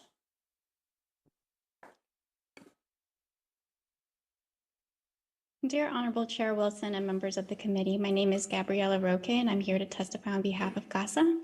CASA is pleased to offer favorable testimony in support of HB 718, Renewable Energy Portfolio Standard. CASA is a member-based grassroots advocacy organization giving voice to working-class immigrants and families in Maryland. We're here today because we're committed to achieving a just and equitable energy transition for our members. HB 17 is important legislation that will address the problematic inclusion of polluting power plants like trash incineration, woody biomass, and factory farm methane gas in the Maryland Renewable Energy Portfolio. Members of this committee know the statistics of the dangerous levels of air pollution that the most marginalized communities in our state are forced to live with, and can reason how subsidizing these polluting power plants alongside truly low-emitting sources of energy will slow our progress in reducing greenhouse gas emissions and mitigating the worst outcomes of an increasingly hot and unstable climate. So what I'd like to add to your consideration for this vote is the story of one person harmed by the air pollution currently being subsidized as the law is now. Sandra Lobo is a CASA leader whose son was born with pulmonary hypertension because of her exposure to air pollution in South Baltimore, the majority of which comes from the Briscoe trash incinerator alone. CASA urges the member of this committee to put themselves in Sandra's shoes and vote as if it were your little one whose tiny lungs were damaged and struggled to take in air, whose first month of life depended on a breathing tube, and who from the moment on needed to take medication daily to avoid an asthma attack. CASA urges a favorable report for HB 718 because any energy source that comes at the expense of a child's ability to breathe, like Sandra Lobo's son, is not a sustainable energy source that should receive investment and profit from Maryland taxpayers. Thank you. Thank you, ma'am. We'll go to Hairu Haju. Go ahead, sir. Thank you, Mr. Chair. My name is Hori Hadgu, testifying on behalf of Howard County Citizens Association. We are encouraged by the bill's efforts to improve the quality of the state's RPS. While this improvement in reducing carbon emissions, while this is an improvement in reducing carbon emissions, we are concerned that the state is far behind its goals of reaching 50% renewables by 2030 and perhaps 100% renewables by 2040. In fact, it's significantly behind today. According to an analysis by the EIA, in 2021, Maryland produced about 12% of its total electricity from renewable electricity, but most of this 12% came from hydro and not tier 1 solar and wind, which accounted for 4.8% and 1.2% respectively. Meanwhile, the statutory requirement today is 35.4% tier 1, and by 2030, it's 50% tier 1. To meet the statutory goals of 50% tier 1, Maryland renewable energy deployment would need to increase by 50-fold per year, not double, not triple, 50-fold. PJM's recent report on energy transition discussed a high rate of retirement of thermal facilities and a slow rate of deployment of new generators. And PJM points out its interconnection queue is composed of primarily intermittent resources. Currently, the two main sources of electricity in Maryland are nuclear power and natural gas. And we think, if the state is to have any chance of meeting the goal of decarbonization, nuclear power should be part of the conversation. Nuclear is currently producing 85% of Maryland's clean energy. And I'll point you to the Maryland's DNR PPRP report on nuclear published in 2020 that shows very important data points, one being the life cycle emissions of various resources, and nuclear is at the top 3 with wind, hydro, and nuclear. So that's the third. Thank you, sir. So we urge you to consider nuclear in solving the state's climate. Yeah. Thank you, sir. Next, we'll go to Godwin Kennedy. And sir, I think you're from Progressive Maryland. They testified earlier. Did you have anything you wanted to add? Okay, we'll go to Jacoby Wilson. Thank you, committee. Thank you, Chair. My name is Dr. Jacoby Wilson. I'm with the Maryland Institute for Applied Environmental Health. I'm here to ask for a favor report for HB 718. I would try to focus on more of the public health impacts associated with these industries. So as we know, with waste incinerators, the process of incinerating trash creates dioxins. Those are known human carcinogens. When we think about when we burn trash, you will create particulate matter, even if the emissions are within the EPA standards, the National Ambient Air Quality Standards. There's no safe level of particulate matter. Particulate matter can cause asthma, asthma attacks, elevate blood pressure, cause heart disease, cause strokes, can contribute to Alzheimer's, contributes to diabetes. It also can lead to birth defects, low birth weight births, and infant mortality. It can, of course, cause cancer and decrease life expectancy. That's just one pollutant that's in the chemical mix that comes from incineration. You also have things like nitrogen dioxide, which is NO2. You have other pollutants like volatile organic compounds. You also have metals that can also impact human health. Mercury, which is a reproductive toxicant, and lead. We know about lead from Flint, Michigan, right? So lead's a neurocognitive toxicant. So when kids are exposed to lead, we're basically throwing those kids away, right? So think about that mixture of chemicals that folks are exposed to when we incinerate trash. But when you move to the issue of anaerobic digestion, it's not going to address the issues associated with factory farming. These are large industrial farms that produce air pollutants. So some of the same pollutants I just mentioned as relates to trash incineration are also produced when you think about on these operations when you're looking at chicken waste. So you have particulate matter again that can impact human health. You also have ammonia. Ammonia can lead to burning the eyes, nose, and throat. It can also cause asthma and have major impacts for children who are a susceptible population. And then we move to woody biomass. Again, when we burn fossil fuels, it creates combustion byproducts, not just the carbon emissions, not just carbon dioxide, but the co-pollutants that impact human health.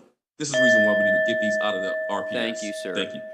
Thank you so much. Okay, that concludes the favorable virtual. Next, we will go to unfavorable virtual. Elizabeth Olds. Hi, good afternoon. Really appreciate y'all taking the time to discuss this bill. I represent the American Forest and Paper Association.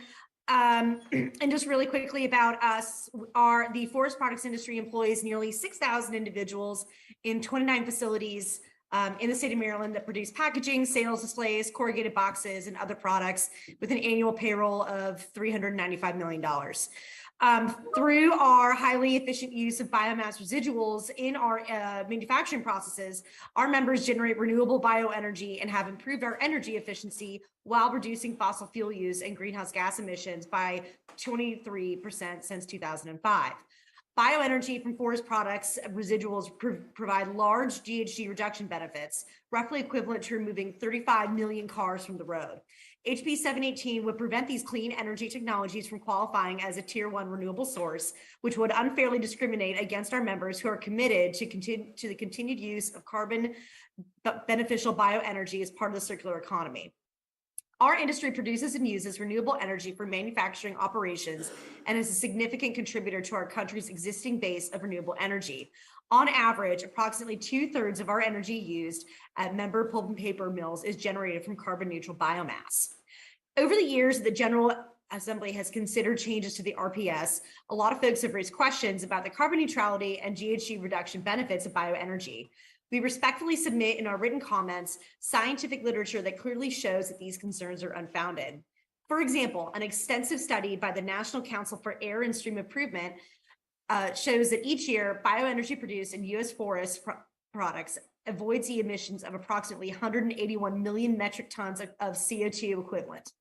In addition, the EPA under the Obama administration examined this issue and stated that the EPA generally acknowledges that CO2 and climate policy benefits of forest and agriculture-derived industrial product feedstocks. Thank you, ma'am.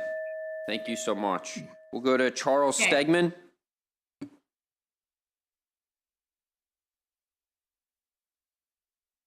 Hello, can you hear me? We got you. Go ahead. Okay, my name is Dr. Charles Stegman. I represent Wycomico Environmental Trust and Friends of the Nanticoke River. We are environmental nonprofits based on the Eastern Shore. We oppose HB 718 because it would remove anaerobic digestion and similar technologies from Maryland's renewable energy portfolio standard. There are combustion technologies that we consider unfavorable for environmental health, including open incineration of waste and harvesting of forest products for the purpose of producing pelletized wood. However, it would be a mistake to eliminate anaerobic digestion from the Maryland RPS. Modern anaerobic digestion operations are closed systems with zero emissions. They capture methane that replaces fracked methane, and they produce compost, a valuable soil amendment. Pyrolysis operates similarly to produce beneficial biochar. Both technologies reduce greenhouse gas and other emissions, as well as water pollution compared to the disposal of biomass in landfills or through open incineration. This technology is well established in Europe and at other US locations with hundreds of anaerobic digestion facilities that process biomass safely and effectively. We disagree with the suggestion that anaerobic digestion and similar technologies will harm the environment. In addition to being inconsistent with the scientific evidence, this position disregards the fact that biomass from farms, food waste, and many other sources will continue to flow and will need to be dealt with as sustainably as possible. Reduce, reuse, and recycle are necessary, but will not be sufficient here. We urge the committee to oppose this bill in its current form. Thank you, sir. And that concludes this witness list and the bill hearing. Next, we'll go to the final bill for the day. Welcome, Delegate Bridges, House Bill 1001. Thank you, Mr. Chair, and thank you, members of this committee. I realize I'm the last person here, and I guess that means you saved the best for last, right? Or maybe it means you want me to go to the committee dinner with you later on, so you want to just keep me here a little bit longer. Either way, this is your last bill, and so I will not hold you long. This is the first time that I've been here in a little while, since actually last session. So this is House Bill 1001. It's a workforce development insurance subsidy bill. Really, let me tell you the genesis for this bill. We have a number of workforce development programs, apprenticeship programs that graduate over 2,700 residents of Baltimore City to go on to apprenticeship programs and opportunities outside of Baltimore City. And so some of these programs you've heard of, such as Civic Works, we've got Maryland New Directions, Project Jumpstart, Living Classrooms. all great workforce development programs that we have in the city of Baltimore for residents of the city of Baltimore as well. What happens is once they go through these apprenticeship programs and are certified, they actually have to go to jobs that most of them actually are not in the city of Baltimore. And so what they have to do is actually take public transportation. And if you know anything about the greater Baltimore area and public transportation, it is not the best right now. I actually have a bill that's going to come to the floor next week that you could vote on to actually work on that process, but we aren't there just yet. And so because of that, people still have to have transportation, and they take their vehicles to get to these programs, which many of them are outside of the city of Baltimore. One of the unfortunate things that happens, especially with insurance rates in Baltimore City, is we have some of the highest insurance rates throughout the state of Maryland. I'm not going to pick on any particular jurisdiction, but there is at least one jurisdiction where a man in Baltimore City probably has to pay $500 more for auto insurance than someone in another county outside of Baltimore City and outside of that zip code. And so what we're trying to do is make sure that we don't have those inequitable variables that stop people from actually getting to these great jobs outside of the city of Baltimore or even in the city of Baltimore. You know that if you have to have a vehicle, you also have to have insurance. And so for those very expensive insurance rates, we're trying to provide a subsidy. This is a pilot program, particularly for Baltimore City, where individuals in Baltimore City that go through these certified programs can actually get a $150 subsidy per month to go to the automobile, to go to the insurance, not to the individual, but to the insurance, so that they can actually provide or be able to pay for insurance at least for a year after they graduate from this program. Within that year, hopefully they'll be able to get the amount of money just based on working at that program so that they won't continue to have this subsidy, but we at least want to provide them with this subsidy for the first year so that they don't have to come out of their pockets for this expensive auto insurance. And so that's the genesis of what we're trying to do. It's been fully vetted by the Baltimore City delegation. You should have a letter of support. And I do have a really great panel that would also like to talk about this as well. And if you don't mind, Mr. Chair, I'd like to give them an opportunity, and I would just ask for your favorable report. Fantastic. Christopher Deuce here representing the Job Opportunities Task Force. JOTF helps lower wage workers advance to higher wage jobs and runs a training program called Better You Construction Training, where they train individuals in carpentry, plumbing, and electrical. Just want to take a couple of seconds and just, flesh out what this looks like for individuals. So we've been pulling individuals from pretty much all over Baltimore City, but primarily individuals who are either unemployed, underemployed, or at risk for reincarceration. The whole point of the program is to get individuals, train them, give them the skills so that they can actually get out, get to work, and have an opportunity so that they don't recidivate. So once individuals have gone through 8 to 12 to 14 to sometimes 20 weeks of training, and now they're good to go, we run into the barrier of unaffordable auto insurance. You guys have seen us in this committee before, testifying on different ways to reduce the cost of auto insurance, but this is a new method that we've discovered, working with the Maryland Auto Insurance Fund, some actual insurance providers, and of course the great Mr. Mac Middleton, who's been advising us on this issue. So we think it's a very, very,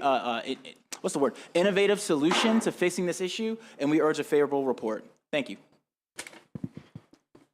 Good afternoon, Mr. Chair and members of the committee. My name is Isadora Stern with Economic Action Maryland. We're a statewide nonprofit that works to advance economic equity across the state. And we do this through our direct service, our research, education, and our advocacy work. As Mr. Hughes just said, we have been working around auto insurance affordability, how to address this issue for a number of years. We've approached this from a number of different angles, and this is a new and targeted approach to addressing the issue of auto insurance unaffordability that we will believe will make a difference for working families in Baltimore City. Right now, the average cost of premiums in the city are considered unaffordable by the federal insurance office in all Baltimore City legislative districts.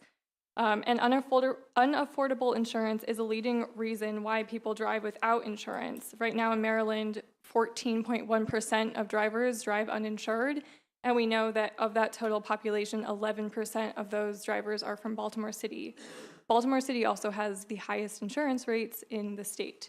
And people don't choose to drive without insurance lightly. Driving without insurance is punishable for up to a year in prison and $1,000 fine or both.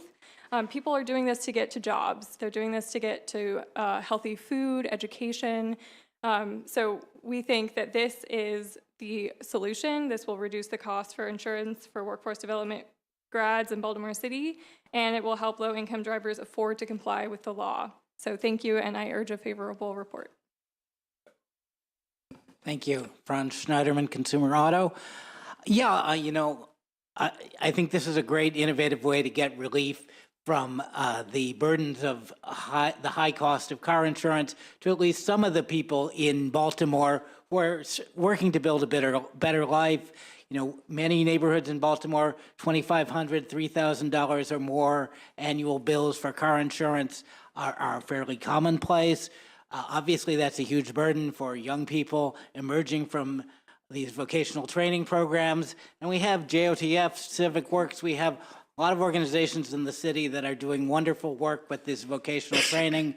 But, the cost of insurance is a real barrier for these young people trying to get a leg up on the work ladder. So this would offer them some relief and make it easier for them to get a positive start in their careers. Support the bill. Good afternoon, Vice Chair Crosby and committee members. Sandra Dotson with Maryland Automobile Insurance Fund. As you know, we are the high-risk auto insurance carrier for the state of Maryland. We're there for Maryland residents who have been turned down by 2 carriers or canceled by 1. We support the subsidy concept to assist graduates from Baltimore City training programs to maintain auto insurance. We've worked with our colleagues over the years on ways to address the high cost of auto insurance. We know that our insureds who are with us, because they have a higher risk factor, meaning probably more claims, et cetera, there's a high cancellation rate with our insureds. This House Bill 1001 would go a long way to help them make their monthly payment and maintain their insurance to avoid cancellation. For these reasons, we support House Bill 1001. Okay, is there a DeAndre Wiggins? I think he's on. Yes. Oh, okay, my apologies, sir. It has you in person. All right, 1 second. We'll get to you in a sec. Seeing no questions, that concludes this panel. We do have 2 witnesses signed up for virtual. First, we will go to DeAndre Wiggins.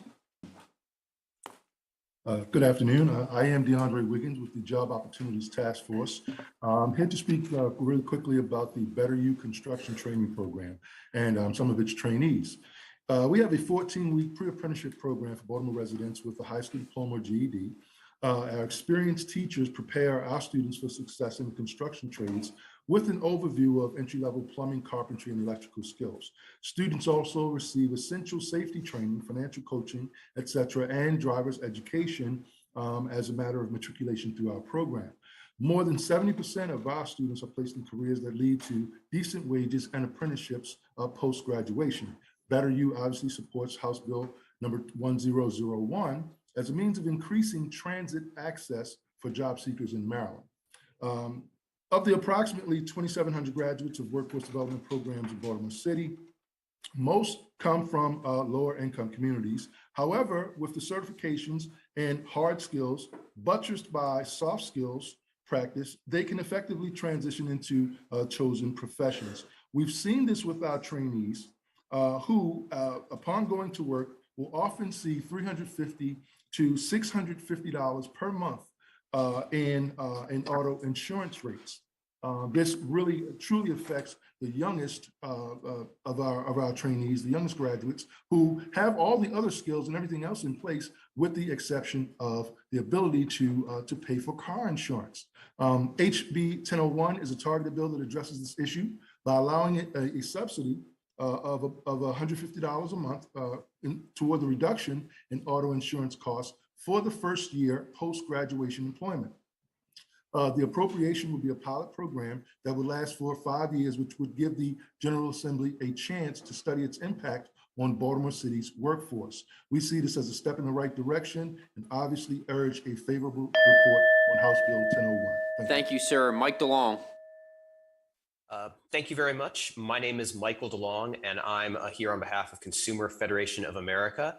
Consumer Federation of America was founded in 1968 to advance consumer interests through research, advocacy, and education.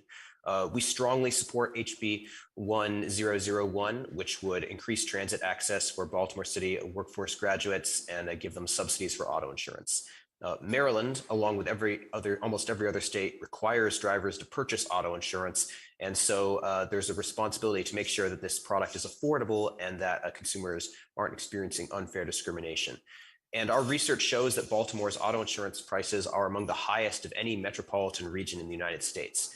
We recently did research with our partner organization, Economic Action Maryland, and we found that the average cost of an auto insurance premium for a driver with a perfect driving record in Baltimore City is $1,892. We also found that some Baltimore City drivers living in some zip codes pay over $2,400 annually for auto insurance. And in 2017, the Federal Insurance Office did a study and found that over 339,000 Baltimore residents live in zip codes where auto insurance is deemed unaffordable. And if people don't have a car but don't have auto insurance, they can't drive legally, can't easily get to jobs. Every year, as you've heard, approximately 2,700 people graduate from these programs. And this bill would help them afford auto insurance by giving a subsidy to them. They would qualify for a $150 monthly reduction in auto insurance costs for their first year of post-graduation work. While we recognize this bill isn't a systemic reform and consumers need systemic reforms to lower auto insurance costs, this measure will help ensure a group of residents and it will really help them and it will lower costs for consumers. And we see this as a step in the right direction toward making auto insurance more affordable for consumers, especially in Baltimore. And we strongly urge a favorable report on HB 1001. Thank you. Thank you. Delegate Chi. Thank you, Mr. Chair. I want to thank the bill sponsor for giving us the opportunity to listen to the testimonies and thinking about this, this opportunity for young people. So as I was listening, I was thinking, first of all, I think we can all appreciate the spirit of this bill because transportation access is economic access. There's no doubt about that, right? So my question is, because I represent Montgomery County, which in this day and age is no longer this wealthy middle-class bedroom community, we have a lot of pockets of poverty, even within my district, right? So have you thought of this being a statewide program and not just limited to Baltimore City? And also, I could argue a Baltimore City is much more transit connected than a place like a Baltimore County or Montgomery County, because the vast majority of Maryland is not transit connected, right? And also, is it income eligible? Thank you. Yeah, so this is, just a pilot program that we wanted to start in Baltimore City just to see if, this will be fruitful for the entire state. I'd love to expand this across the entire state. In fact, when we came here a couple of years ago, we were trying to do a different automobile insurance program, and we wanted to pilot it in 2 jurisdictions. We had Prince George's County as well as Baltimore City. We've been trying to do these pilots to just see, just how successful they can be. And so we wanted to start in Baltimore City. It was an idea just for Baltimore City, but I'd love to be able to expand this across the state, because I do believe, just like you, that there are other jurisdictions, other pockets that do have the same issues that we would have in terms of high cost of auto insurance and individuals who can't afford that auto insurance that could absolutely take advantage of a subsidy of $150 a month. And so on that part, yes, I would love to expand it, and it doesn't just have to be for Baltimore City, but that's where we decided to start. On the other question, I just wanted to highlight the reason why Baltimore City was chosen was because we talked about the interconnectedness of our transit system. Unfortunately, just to be clear, only 9% of the jobs in the Baltimore region can be reached within 1 hour one way by public transit. And so when you're talking about graduates of these training programs, be it construction, tech, whatever, a lot of them are going outside of the city to get there, and they just don't, the transportation is not getting them there specifically. Yeah, but my question is about income eligibility. Well, because this was about training providers, individuals who typically come into workforce development programs are not, and I used to run one, are not of a higher income bracket, and generally speaking, those training providers do not choose individuals who are already economically successful. It's kind of a sticky grant situation if you're bringing in people who are already well off, especially when it comes to Civic Works, Better You, Project Jumpstart, and things of that nature. Okay, thank you. Thank you. Thank you. Seeing no further questions, that concludes this bill hearing and the bill hearings for today. If you're on public utilities, immediately following on Zoom. Everybody else, have a good day.